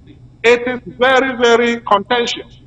And it just came up yesterday after we had filed the petitions and reached that record 28 million mark. All that we want to say at the moment is that we're calling on Madam Hilda Suka Mafuze to decline this appointment because it is something that has been, it's an afterthought by Faki Mahamat because of the pressure that all the African people are putting on him to get a democratic election going. So he throws in the rules that make it look like, hey, he is,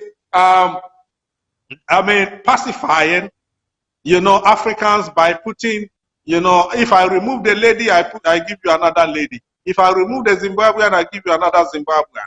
In fact, I even give you somebody from her hometown to come and take her place. Let me ask all of you here, because we definitely know there are powers behind the manipulation that you are talking about here. It is all about manipulation, and this manipulation isn't coming from Africa. We have no doubt that the manipulation is coming from the powers that be in the West, and many Africans point to the French. The French, we found out that when West Africa was trying to come up with a common currency, the French were the ones behind trying to stifle everything and make sure that the new currency favored the francs, what do they call it?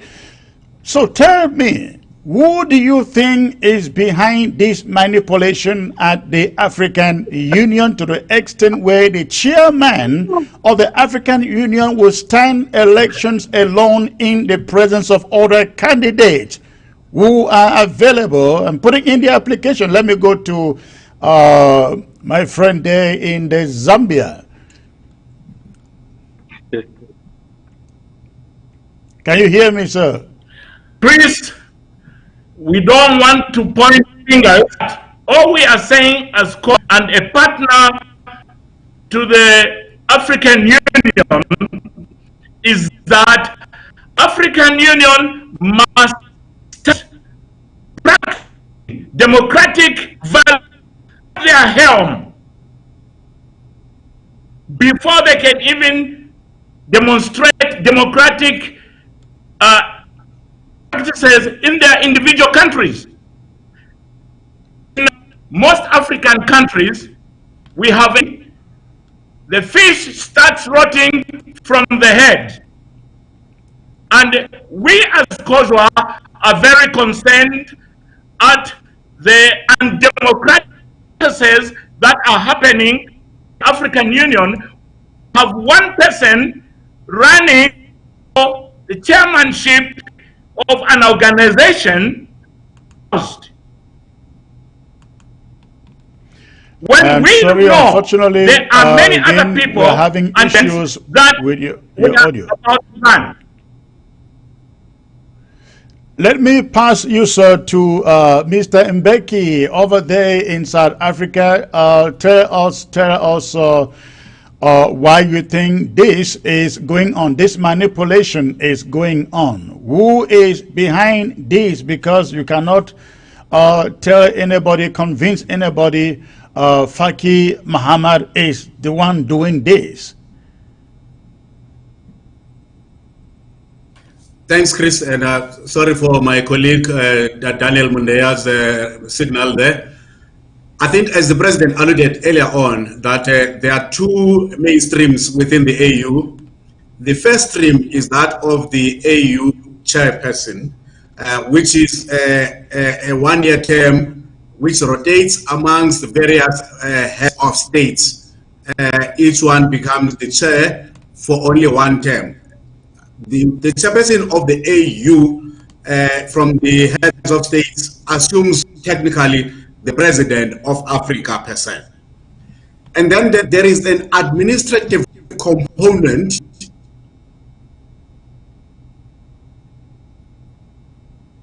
which is the commission. That is resources to run the administrative processes of the AU. Hence, then there is the administrative component called AU Commission. It is the commission that runs the administration of the AU, and anything that has to do with submissions, paperwork, documentation, policy, directives,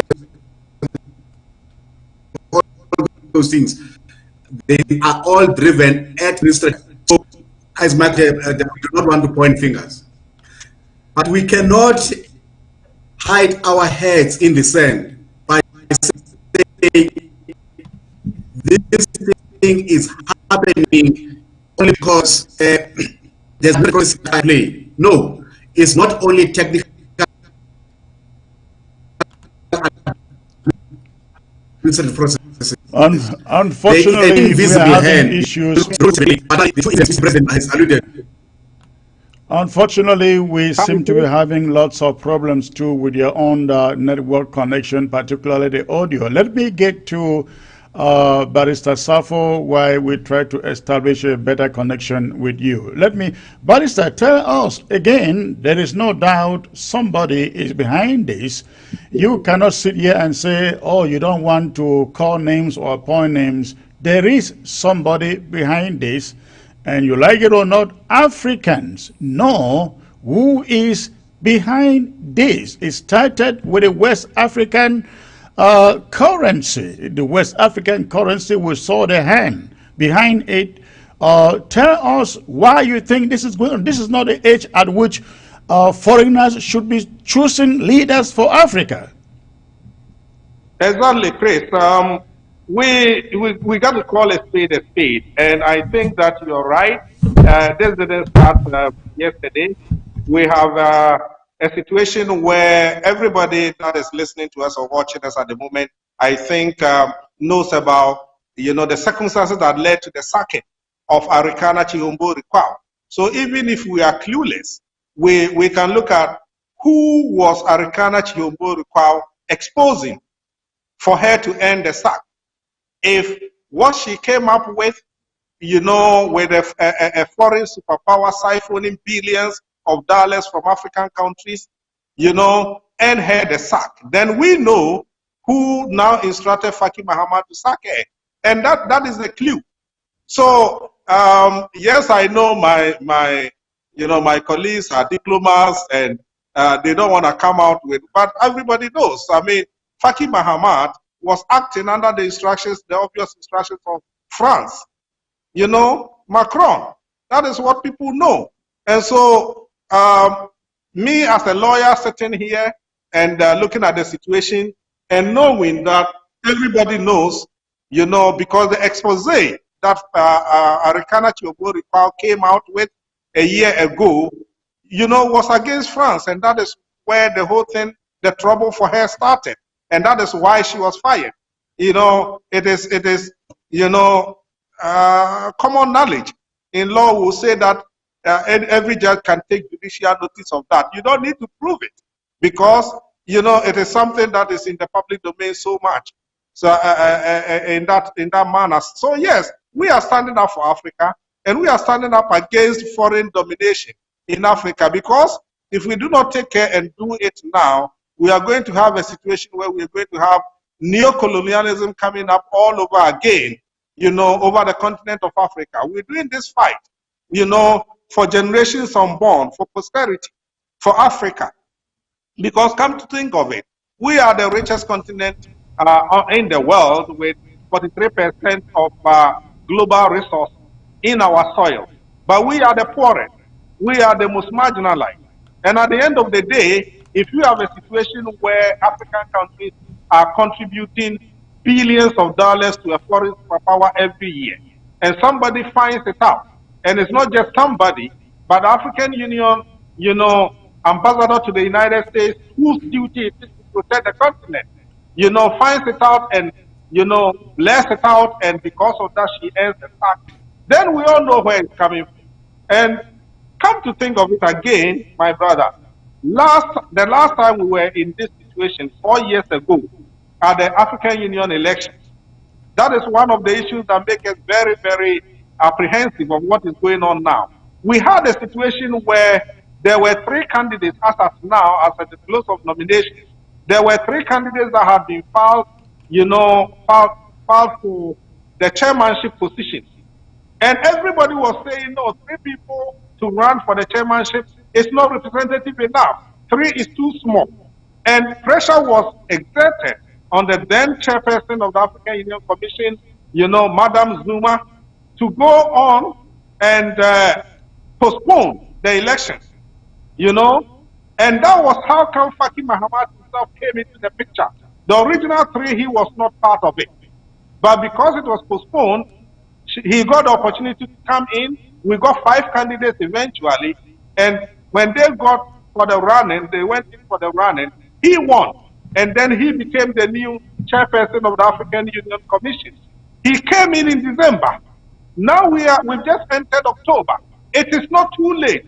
Now the question we are asking Faki Mahamat to come out and tell all of us is this. If 4 years ago 3 candidates wasn't representative enough, how come now he is saying that 1 candidate is democratic, 1 candidate is representative enough? So we should go ahead and hold the elections. What kind of elections is it going to be for the first time in the history of the African Union Commission to have an election when there's only 1 candidate? Can you imagine? So we are saying that it is not democratic. And if whatever must have happened for France to manage to get all these 55 African heads of state to keep quiet and accept a nomination for only 1 person to run for the African Union election, we, the citizens of Africa, we say no way, because in none of the countries of Africa can this happen. When the president of the country says, I'm the only candidate that will run for the general election, in any of the 55 countries, the rest of Africa will rise up and say, no, that is an affront to democracy. So why can't it happen in any of the countries? But it can still happen at the head of the African Union Commission. Let me ask you. Let me ask you, and if possible, all of you can chip in something. Are you concerned? Are you worried that no African leader is saying, hey, hold on, what am I seeing here? Are you guys worried about that? Very much, Chris. Very, very much. It is very, very, very disappointing. Chris, that is our biggest worry. Okay. That's our biggest worry. And we are saying as COSWA, as a partner to the AU, it gives us the moral obligation to speak out. Because if we don't, history, our grandchildren, our great-grandchildren are going to judge us harshly. We want Africa to take its rightful position and take its future and destination in its hands. It must be democratic at every stage, starting from the way the AU is being run down to the smallest Republican country. Now, have you taken this complaint to any African leader other than the government in Ghana and in South Africa? Yes, I don't know Chris, if I were to come in. Yes, please. Let me hear from Becky. Go on, please. If I were to come in, I think before you could actually take any position up, you need to indicate who is backing you in this regard. I think, as my colleague has indicated, that this we cannot have a situation in 4 years ago or so. 3 candidates were viewed to be not so democratic, and they candidates.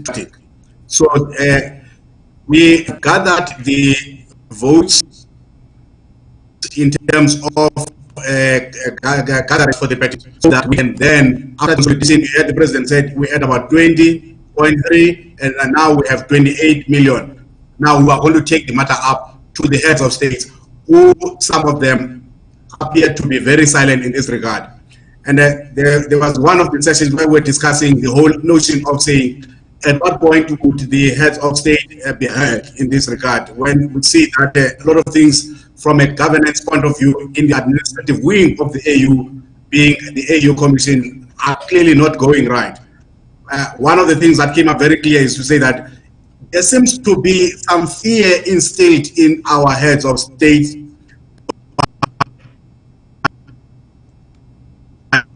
that if any one of the head of state will neck out and talk against the West, hitting sanctions and many other elements of not being viewed to be favored by the West. So we cannot fold our arms and wait for the principles and powers that be to say something. But now in a position where we are the will of the people to the heads. All right. I think I get the point you are trying to say. You are saying that the problem we're having with the African leaders is that they don't want to be seen as opposing any foreign leader, perhaps, who is backing the candidacy of Mr. Musa Faki. If that be the case, that at this moment there is no courageous African leader who is ready to stand up to these imperial masters, the French in particular, where do you think you're moving to with this petition? Because the people of Africa, I don't think are going to run to the streets to carry placards and start protesting anytime soon for this issue, right? If it becomes necessary, we're going to do it. If that becomes necessary, we're going to do it. We're going to the end of the road with this matter. We cannot disappoint Africa when we have the chance to do what is right for the continent of Africa. Some of us are Pan-Africanists through and through, and we've sacrificed so much to stay true to Africa, and we need to get through to this. So if it becomes necessary for us to run demonstrations on the streets of African countries, you know, to drive home this point, we will do it.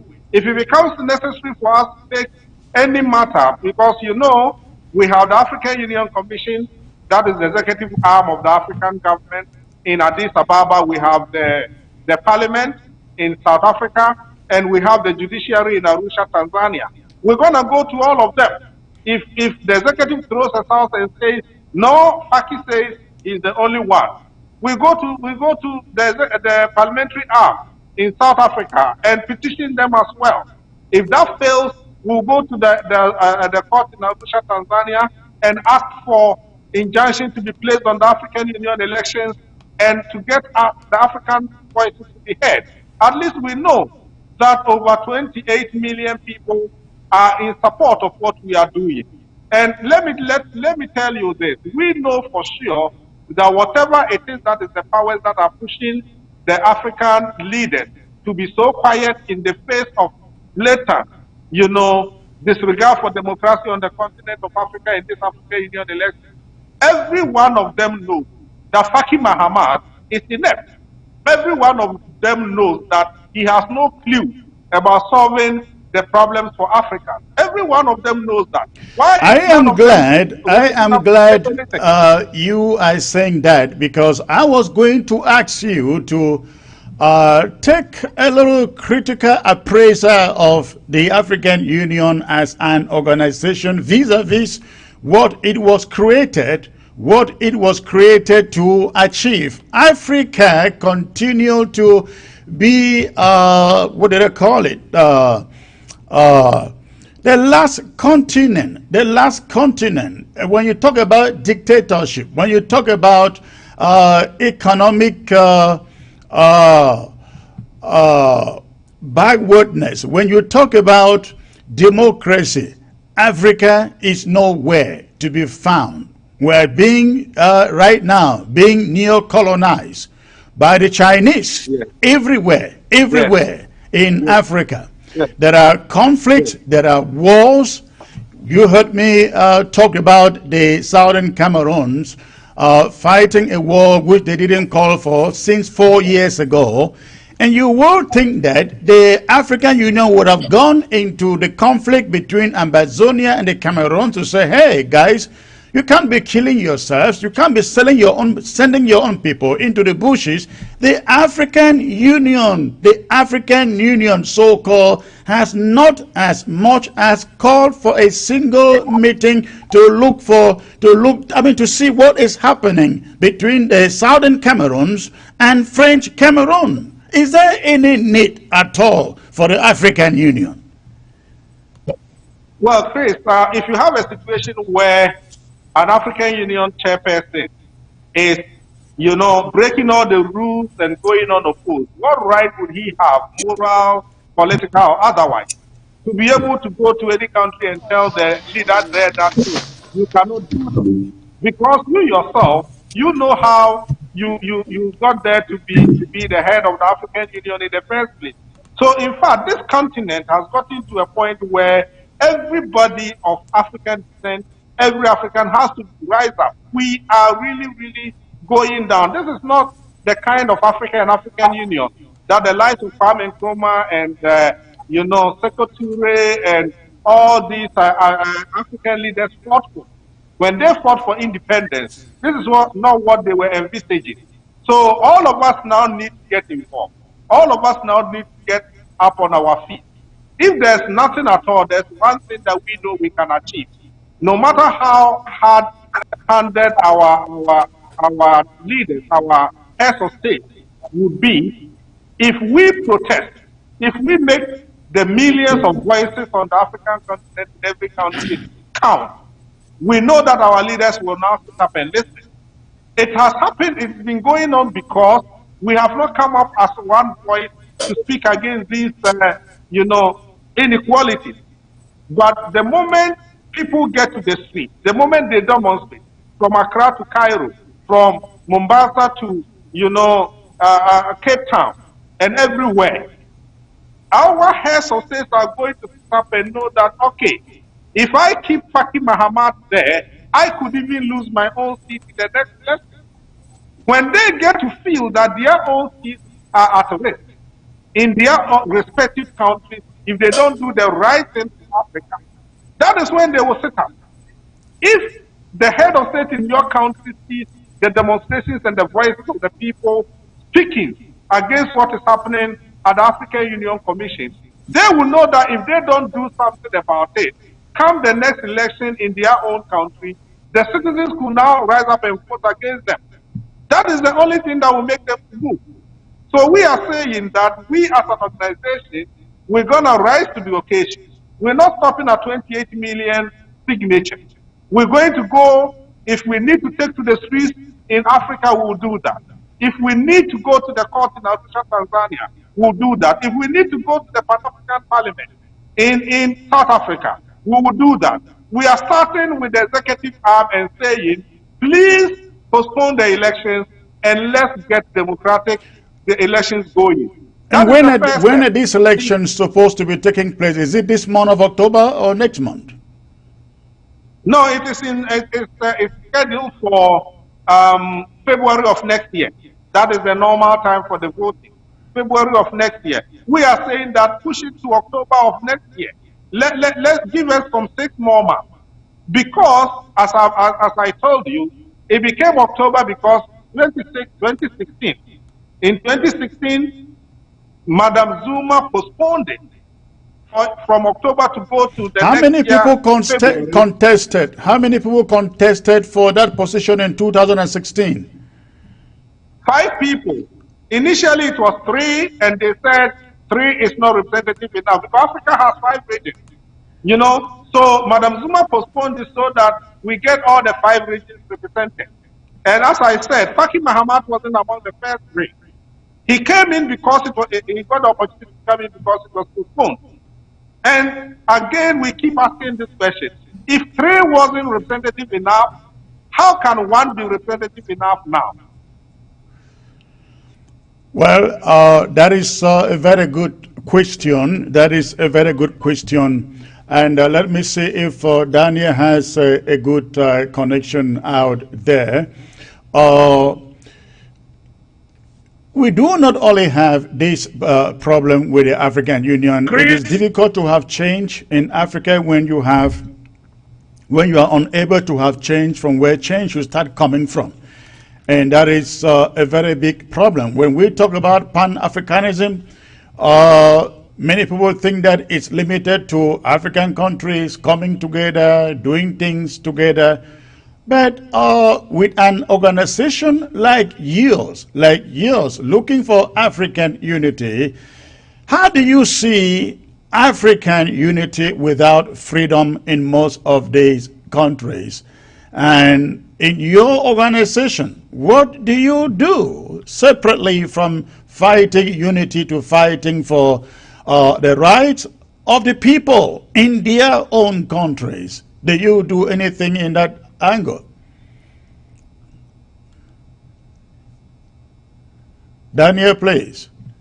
Chris, democratic values, principles, and governance has to start at the AU. Then it will filter down to individual countries on the continent. All we can say as COSWA to the African Union is that we are listening, we are talking to you, Africa is listening, Africa is watching, and we are going to allow this type of dictatorship and monopolistic governance to continue at the helm of Africa. Thank you. To Mr. Mbeki out there, people are asking how can they sign this petition? Where do they find it to sign it? What is the website, if there is one?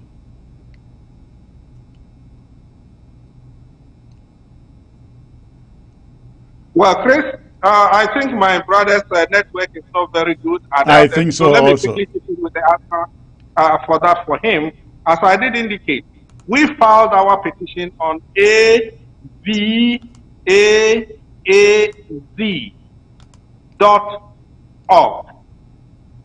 If you are in the US, we say Z. If you are in Africa, it is Z. So AVAAZ.org is where we filed the petition. The petition says postpone African Union elections. And it is filed by COSWA under my name, Safo Abebrese. So if you go there, AVAAZ, you will find it. I think I sent a snapshot of the current situation with the 28 million signatures to your production team ahead of this interview. If they can show it on the screen right now, that would be fantastic. But I think that at the moment, I understand that we've exceeded the limit, and people keep telling us they try to add their signatures, and it's like we've broken the bank, you know. So what we're doing now, right now, that we're waiting to get the official report from AVAAZ.org, and now we will make a presentation of it to every African government through the embassies. Every African head of state will get a copy of this and know what the people of Africa are saying. And as I said, if the executive arm of the African Union in Addis Ababa doesn't listen to us and still wants to go ahead, we have now up to February. We will move on to other options that we have. And we will do whatever it takes to get the voices of the African citizens to be listened to, because it is the continent's life that is at stake now. There's nothing else that is more important than the destiny and the future of this continent of Africa. So AVAAZ.org, anybody can go on there and see if they've opened again for more signatures. You can continue to sign. Now, you indicated that Dr. Arikana application got missing according to the AU Secretariat. They didn't receive it. Is she about refiling or what? No, the nominations have been closed. Hello? Chris? Go ahead and then let Mbeki come in after you, please. Okay. So from the information that we have, all the nominations for the whole continent of Africa have been closed. In fact, yesterday the African Union Commission issued a short list of all the positions for the elections. You know, so they are still proceeding to still go and hold the elections on schedule, you know, in February. They've closed every opportunity for anybody to come in. So unless the nominations are cancelled and the elections postponed, there wouldn't be any opportunity for anybody to come in. They didn't give anybody any report why Arikane's nomination got missing. But it did get missing because when the list of nominations came up a couple of weeks ago, there was only one name, you know, for the chairmanship, and that is it. It still remains the same. All right. Thank you, gentlemen. It's been my pleasure to have you here. I hope that you keep us informed so that we can know what happened to these petitions. And we want to encourage all Africans out there to log onto that website. Log onto that website. The website is AVAAZ. Africa says Z. It's AV as in Victor, AAZOZ.org. And right there, you can sign that petition if it is possible, because what I'm understanding is that they've broken the records already by registering over 28 million people registered. But also want to add that we have africatownhall.com. Ladies and gentlemen, for those of you watching, we will put up this information at africatownhall.com, and we encourage every one of you to check up africatownhall.com. africatownhall.com has become Africa's own Facebook. Barrister Safo, Mr. Daniel, and Mbeki. This is a new website that we are encouraging Africans to sign up in, because in the recent times, Africans raise their voices on Facebook, on YouTube. They are shut down. You saw the aftermath of what happened in China with the COVID-19. When Africans were victimized, pushed out, Africans all over the place raised their voices. And you know what? Facebook shut down and took down every post that was critical of China. The French go to Africa and try to manipulate the currency process, and Africans open their mouth to protest, and Facebook, YouTube shut down African voices. That was how we came about Africa Town Hall, where Africans can go there, voice their concerns without being shut down by the French or by the Chinese. I will give you, please, 50 seconds each for the last word. I'll start with Mbeki, if your connection is good. Thank you so much, Chris. I think the platform that we have been created as COSWA, our closing remarks on our side to say that we are calling upon the AU to review its position of closing nomination, to open up the process, to allow democratic processes to ensue, so that we do not have a situation where three-man race was declared to be undemocratic, and now one-man race is declared to be democratic. So we still have enough time between now and February next year, and if maybe from an administrative processes that time will not be enough, we call upon them to say extend the nomination maybe to a later date than the scheduled one. Thank you so much. Thank you. Let me get to Daniel, please. 50 seconds.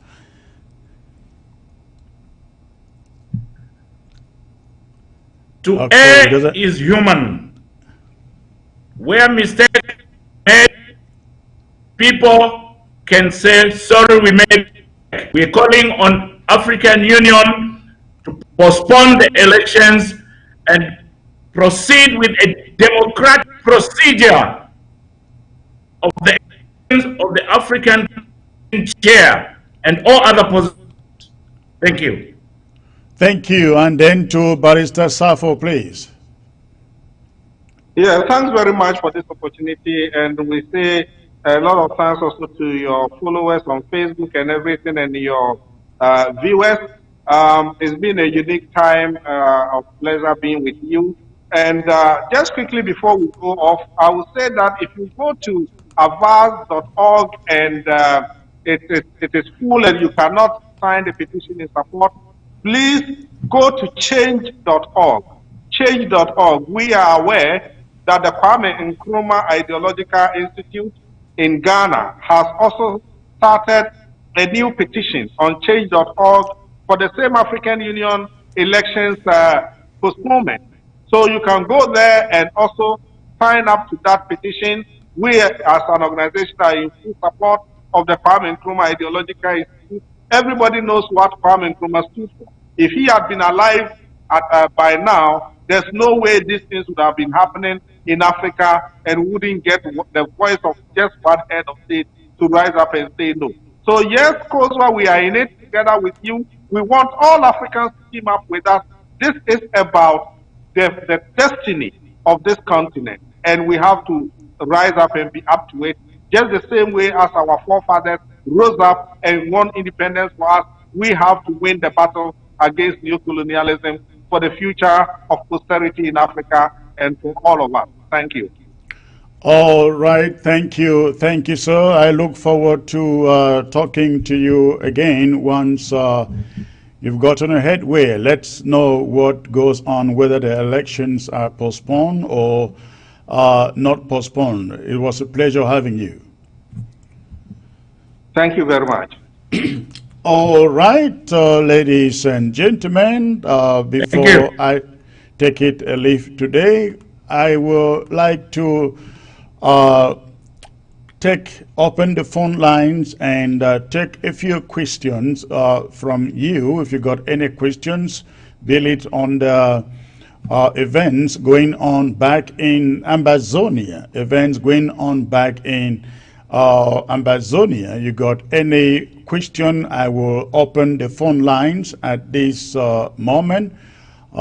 Please, most of you already have that phone number, so go ahead and make your phone call, whether it be live, it be about school resumptions, land grabs, or on the Ebony Christmas. Go ahead and make your call. And while you make your call, I am really excited looking at the image that we all find on the screen here. This is a woman, an old mother, a granny who came out on October the 1st, despite her age, to come out to celebrate with her children, her grandchildren, the independence of AMBAZONIA. And I like what I see the restoration forces doing unto her, putting money on her face to appreciate her. So, ladies and gentlemen, again, the phone lines are open. You got any question, and I will take phone calls from any direction, be it Ground Zero Africa or the diaspora. So go ahead, ladies and gentlemen, go ahead and make your phone call, and we will put the number on your screen. We'll put the number on your screen for you to call. So Go ahead and make your phone call, please. Go ahead, make your phone call. You can call on the subjects we have discussed today, or you can call on the state of the Ambazonian revolution. And let us see.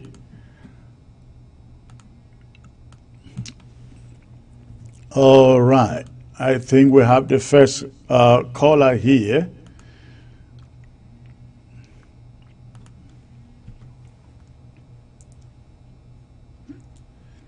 Hello, sir. Hello. Good evening, Secretary. Hello, good evening, sir. May I know where you are calling from, please? Northern Zone, Bamenda. Okay, thanks for calling, sir. And what is your question? Is it really a question? It's an observation. Okay, go on, Two please. observations, sir. I want to observe the fact that your stance, the stance of leadership that there should be no schools absolutely in Ambazzonia is commendable. It's very correct, because it is really wrong that hundreds of thousands of children are in the bushes in the refugee camp without being able to go to school, and the people are trying to send their children to school, especially here in Bamenda Center. And these people are sending children to school.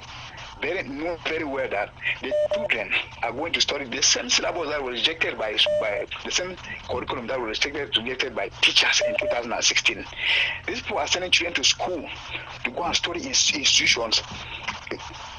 We are claiming that we have our own country.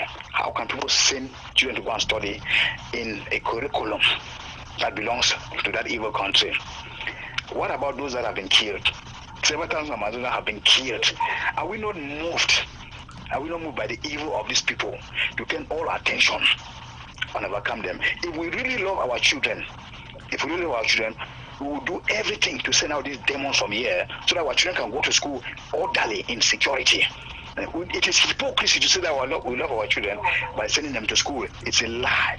This mother moving in the midst of the soldier, marching majestically, mama. Here until this vermin, these demons are removed from this territory. That's point one. Then point two. Point two, sir. I understand, sir. Especially the churches, the Catholic Church. Okay. The Catholic Church is at the forefront. Yes. The Catholic Church is at the forefront of this. That institution, I'm not a leader of this revolution, but if I were the leader, I'll show that institution does not exist anywhere in Ambazonia. The Catholic Church, the Presbyterian Church, those are criminal Pharisee institutions that use the name of God Almighty. Now, thank you. I think I get your points. Now you are up in Mezam, correct? Yes, sir.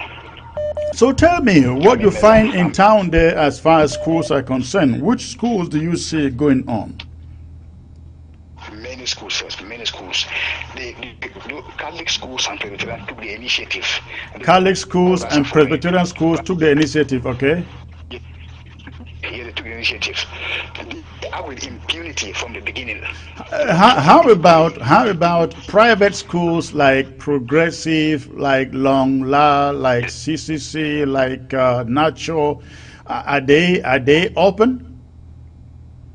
Progressive is the most notorious of private schools. I'm sorry, I didn't get it. I didn't get you. I'm saying that Progressive is the most notorious. Progressive is the most notorious, okay? Yes.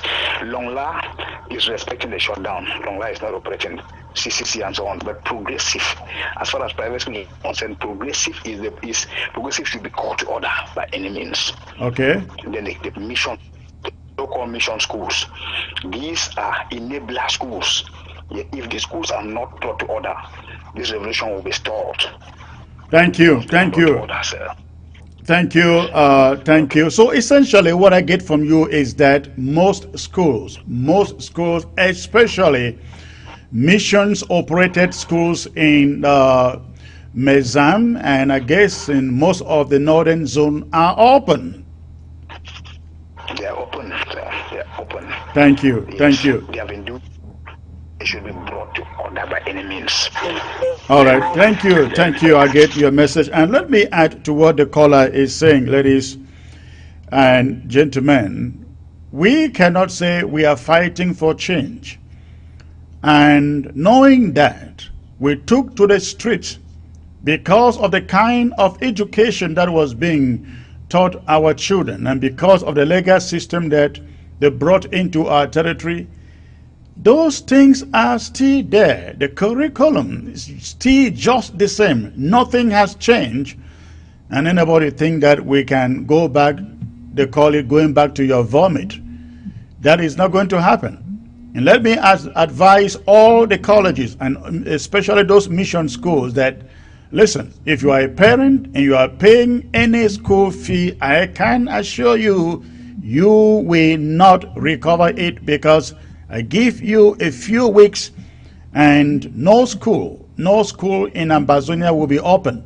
If schools cannot operate in the rural areas under occupation by French Cameroon soldiers, no school, no university will operate in any urban area or cities area. So we are warning you. You don't want to just put your 100,000 or 200,000 in the drain. Please withdraw your children and keep your money. It is not going to happen. Please take my words for it. All right, I will get the next caller. Get to the next caller here. All right. Hello, sir. Hello. Please, when you call, turn down the volume of your set. I cannot pick your call and then wait on the line and asking hello, hello. When you call, make sure that your volume is turned down. Hello? Hello, sir. May I know where you are calling from, please? Yeah, I'm calling from Bamenda. Okay. Mezam. All right. What do you have in mind, sir? Yes, what we had from the beginning of this school resumption issue, there was a little bit of confusion. People were saying that school should resume. I said I am calling from Bamenda. I'm Stephen, calling from Bamenda, Mezam. Yes, I can hear you. Please go on. Yes, what I'm saying that I am a parent. Okay. Yes, it has been 4 years now that our children have not been to school. Yes. Are you getting me? I'm getting you. Go on, please. Okay, now, from the beginning of this school year, we're talking about the 5th of October. Correct. There was something that Oda was advocating for school resumption, where Oda was saying that school should not resume. But I quite remember that many of in the midst of this there, out of the country, were saying that school should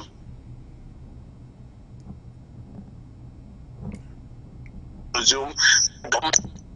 Yes, make the point. Make the point as quickly as possible, because it doesn't appear like you have a good network. Go on, please.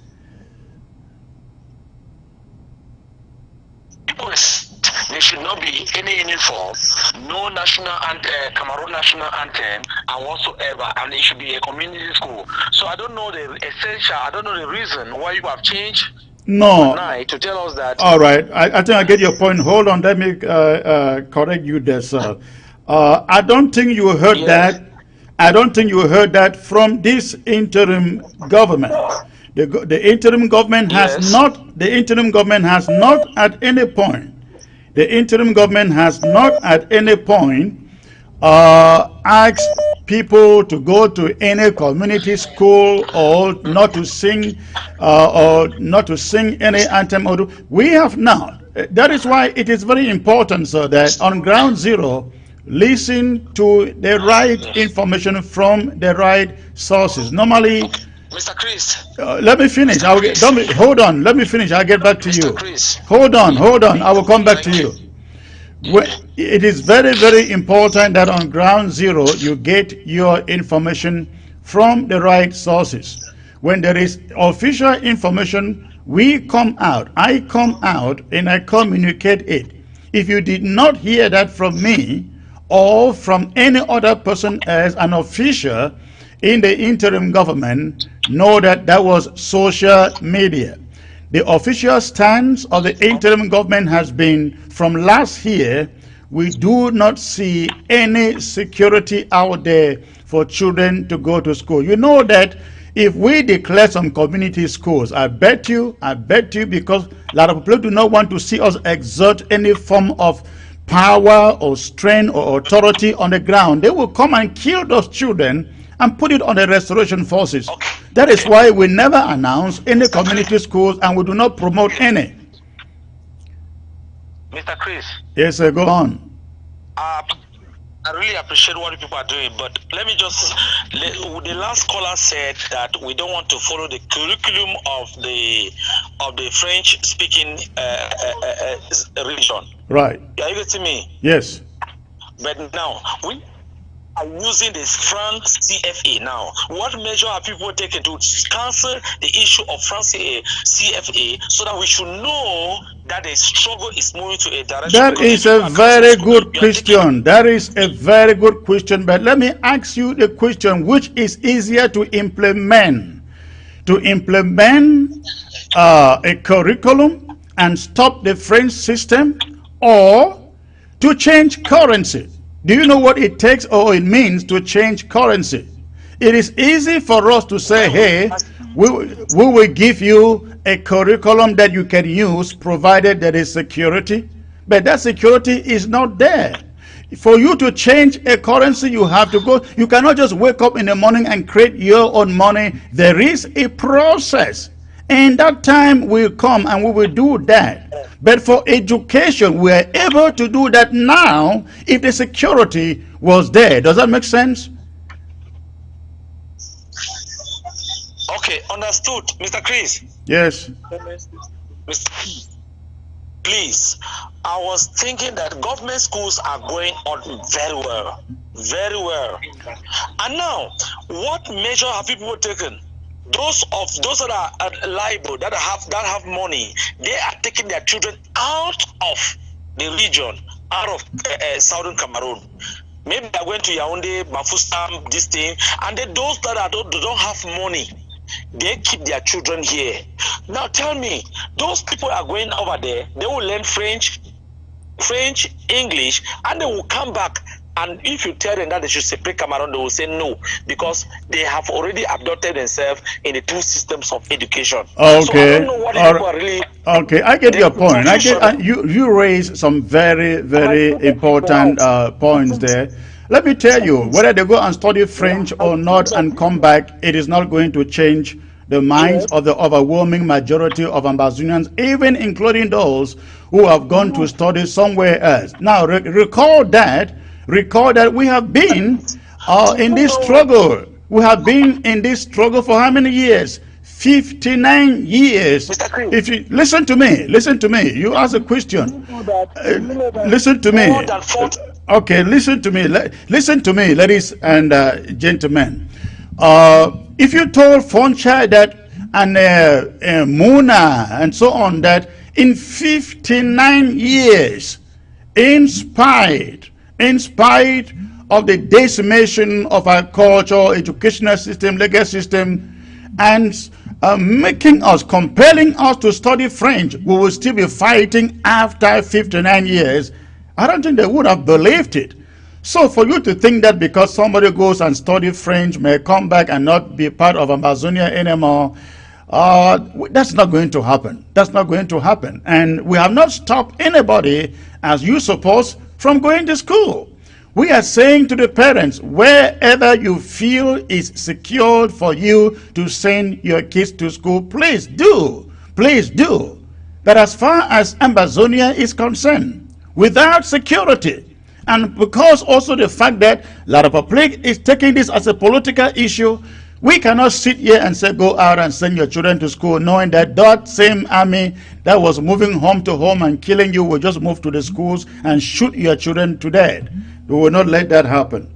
All right, let me get the next caller here and see where that is coming from. All right.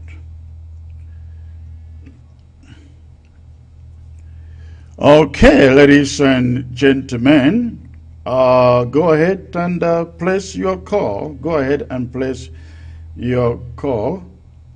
I would not take it for, I wouldn't be taking call just from one person. So if you are calling, if you have called and you are calling back, please, I cannot take your call because I'll have to give the chance to other callers. Let me get the call from other callers and not from any other person who has called earlier. So if you have called, please don't call and jam the lines, because if you call and jam the lines, others cannot call. Others cannot call. Again, we have made this point very, very clear. We've made the point very, very clear. Please be at liberty to go to anywhere, send your kids to school. Hello, sir. Hello, Secretary Chris. Yes, sir, Mr. UN. Good to hear your voice. Yeah, thank you, sir. Thank you for the program that you brought our fellow brothers from Africa to come and try to mobilize the African continent. Thank you. If I just call, I want to answer, reply the guy who was talking about using of currency. Currency is something that you use. It doesn't General have any Omega and his commander, psychological thinking on the thinking. We are talking about education that the French people and you see the captain here assimilate us. I don't think using the any currency, be it the Chinese currency or the dollar, the major exchange currency in the world is the American dollar. It has not changed the mentality of people, maybe from China and other people and other countries. So they should not. No one should come and tell us not to be using French, I mean the CFA or the dollar and whatsoever. Our fight is the fight for identity. I don't think currency alone can define identity. So we are here for our cultural survival, identityship, which has to do with the psychological, the cultural way in which we believe, the way in which we live. So no one should tell Ambazonia people that for us to sit ties with La Republique, we should not use their currency, we should not breathe the same air with La Republique people and whatsoever. So we can still be friendly neighbors with any other African country, and we use, like let's say we import rice from China. It doesn't make us to be Chinese people. What Absolutely. matters is the education. What matters is what it goes into your system, your own DNA. That is what we are against studying the French setup, the French mindset of education. By the way, all of us, we started back home at the French system. We came to America. You have to restart everything from afresh, because the way that we're trying to maybe to understand only anything France, nothing even as far as the capitalist system, the world system is concerned. Thank you so much. Thank you, UN, for the call. I hope the caller understands the points you have just made. Let me get to a caller here. I guess this is ground zero, but the connection is not good. Okay, the connection is not good. Try calling again, and I hope that you call with a good or better connection there. All right, ladies and gentlemen, go ahead. In this struggle, we go after what is a we prioritize the things we go after. Currency is one of those, at least not for the moment. But I think education, our cultural system, is what we are going after right now. Because if we take over our institutions, then currency becomes a minor thing to deal with. We will get there, but for the moment, we have to get La République du Cameroon to the negotiation table, and then we will begin to think of other things. All right, let's see who else is calling here. Hello, sir. Hello. Hello, Senator Chris. Yes, sir. Hello, Fombat. Good to hear your voice. Good to hear you, Secretary Chris. I'm very excited with the Pan-African Forum that you brought. Thank you. Yeah, but I really want to specify on this issue of school resumption. Okay. Those who are preaching the longevity in which their children have stayed at home, they have no mind to reflect on the hundreds and thousands who are in Nigeria as refugees. Right. Have they asked them if they are not eligible to go to school? They are not talking of the over 15,000 that La Republic has killed. Were some of them not children of school age? They're not talking about our mothers and fathers and even children that are living in the bushes without homes. Where would they stay to send their own children? Are they not qualified to go to school? And come to think about it, our people are sending children to school and funding La Republique more to come into our territory and commit more of their atrocities. So anyone that is propagating this school resumption is an enemy to this revolution, does not like our people's survival. So they should be very careful. Anything that comes across any child in any school, their parents will hold themselves to blame. Thank you very much.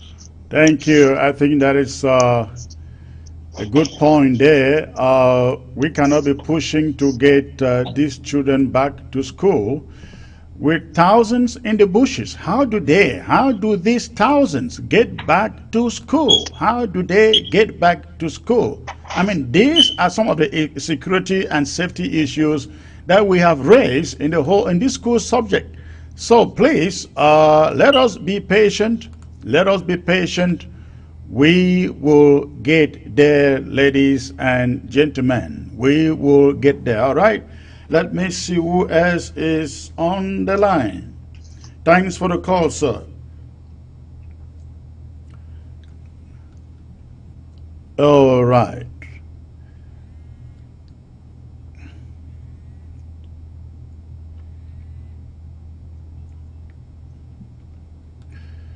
Hello? Hello. Good evening, sir. May I know who is calling, please? I'm Patrick from Germany. All right, thanks for the call. What is in your mind, sir? You calling from where? Germany? Yeah, Berlin. Berlin. All right. What's your contribution? I want to appreciate you for what you people are doing, and you gave a good question answer to this guy who said about the school issues, the currency, and you make him understand the reality of what it is. If he doesn't know that it is easier to change the curriculum than currency, as what you just said, it is a sense of directive to everybody who has the spirit of the revolution, and any Southern Cameroonian supposed to get this deep in his or her mind that what you've just said is the reality that we're supposed to do. So I wish everybody really take this one really important. School is never finished. That's the truth about it. Absolutely, absolutely. And to add to your point, hold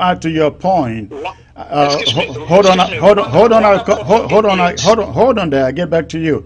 To add to your point, in Ghana, in the mid 80s, I think schools were shut down for years, and when normalcy returned, Ghana today is one of the richest and most democratic country in Africa. In Nigeria, in the early 90s, in the days of June 12 with Abiola, schools were shut down for 4 years, and things came back up. In Liberia, in Sierra Leone, all these places, schools were shut down for security concerns. Ladies and gentlemen, we cannot do any different. You just said the thing that was in my mind. Look at the latest, which is Rwanda today. Right. Rwanda fought for 8 years, and it is far better than Cameroon, who have never come across any civil disobedience stuff, part of this AMBAZONIA stuff. And all the countries even in Central Africa cannot be compared to what Rwanda is today. So let that caller, maybe he might be a traitor or an enabler. I might not tell him like that. He's my brother, flesh and blood, the Southern Cameroonian.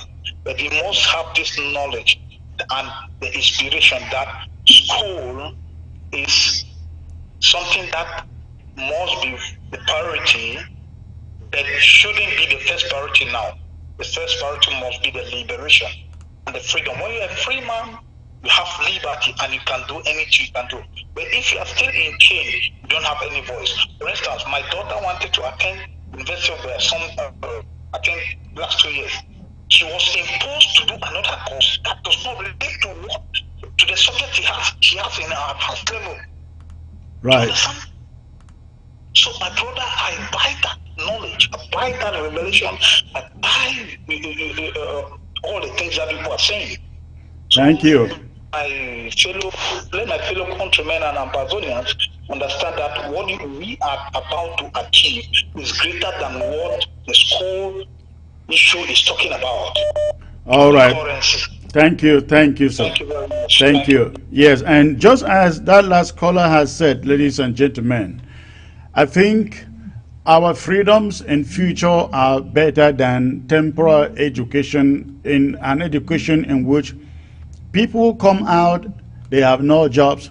People come out, they drive, they call it motorbikes in the quarter. How does somebody with a degree, a master's, come home and go back to riding Okada? What kind of education does that? Ladies and gentlemen, we're not looking for an education where you go out and the government gives you jobs. No, we're also looking for an education where you come out and you are able to set up business for yourself. But in that country, those possibilities do not exist. You try business, huge taxes. You try to do something on your own, there are no incentives. Listen, we better get it now or we will never get it. This is the moment. We cannot renege on it. Let me get to the next caller here.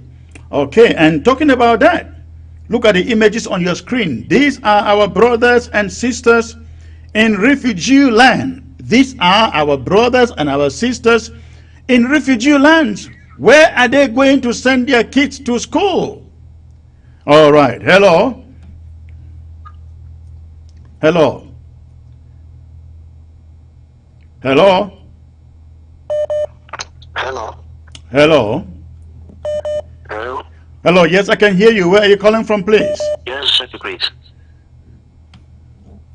Yes, I'm calling from the North Zone. All right, what is your contribution, please? Yeah, I just wish that you make our brothers and sisters in the Southern Zone, especially those who are whom their lands have been let me say seized by the chiefs, yes, or the colonial administrators. If there is means for them to grant those their land titles and or certificates, we don't go for Zio, we go for S. That those certificates will be seized from them in order to put all those to avoid any trace. Because when the right time will come, all those people who have been those things, their certificate will have to bring them up. So if they can help, if they can advise them to help guide them or secure them, that would be good for them. You are absolutely right, and I don't. Somebody will be foolish to carelessly handle their land certificates and land titles, because the moment will come for those properties being seized to be recovered, and you will have to prove it that you own that land, you bought that land legitimately, especially within the period beginning October 2016 up to the time that this war is over. If you bought land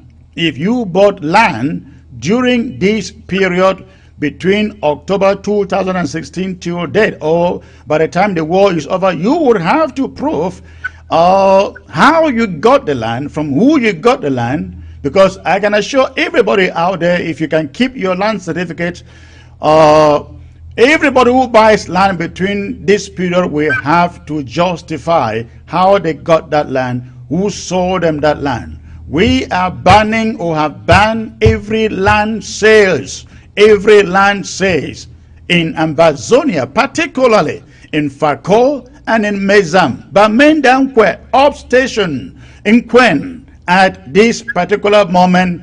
And when this is said and done, we will revisit it. Nobody will be cheated. All right. I hope this is the point you were making. Yes, sir.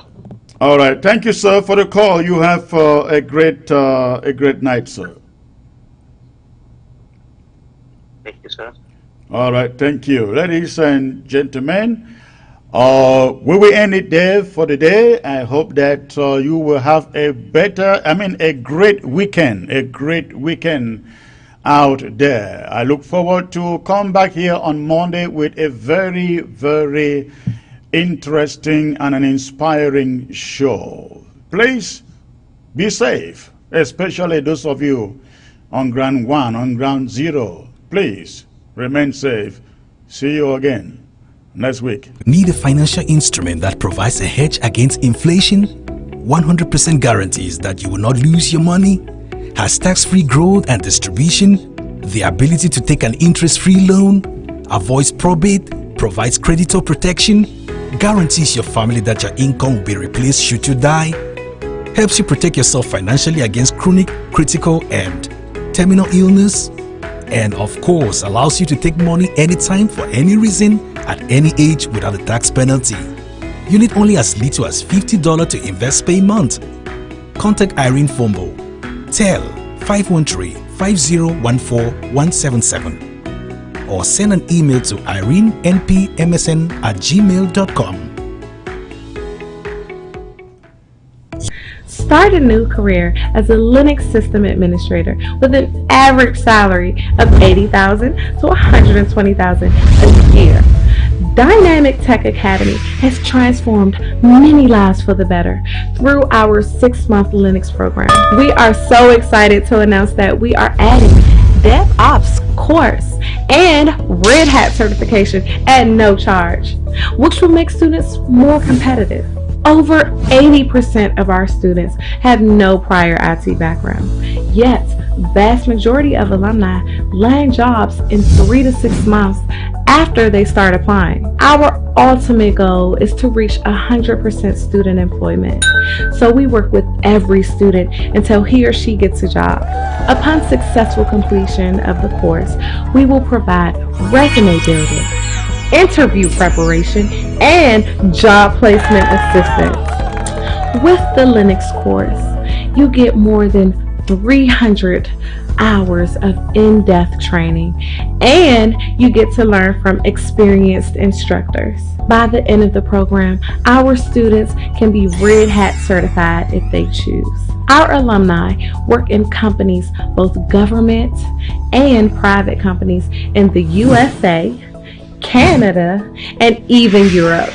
Want to learn more about the program?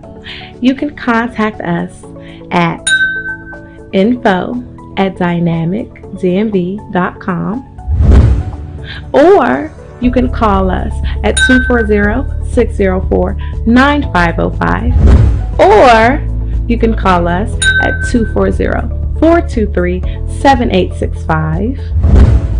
And you can also visit us at www.dynamictechdmv.com. If you are interested in online classes, please register on our website. That's once again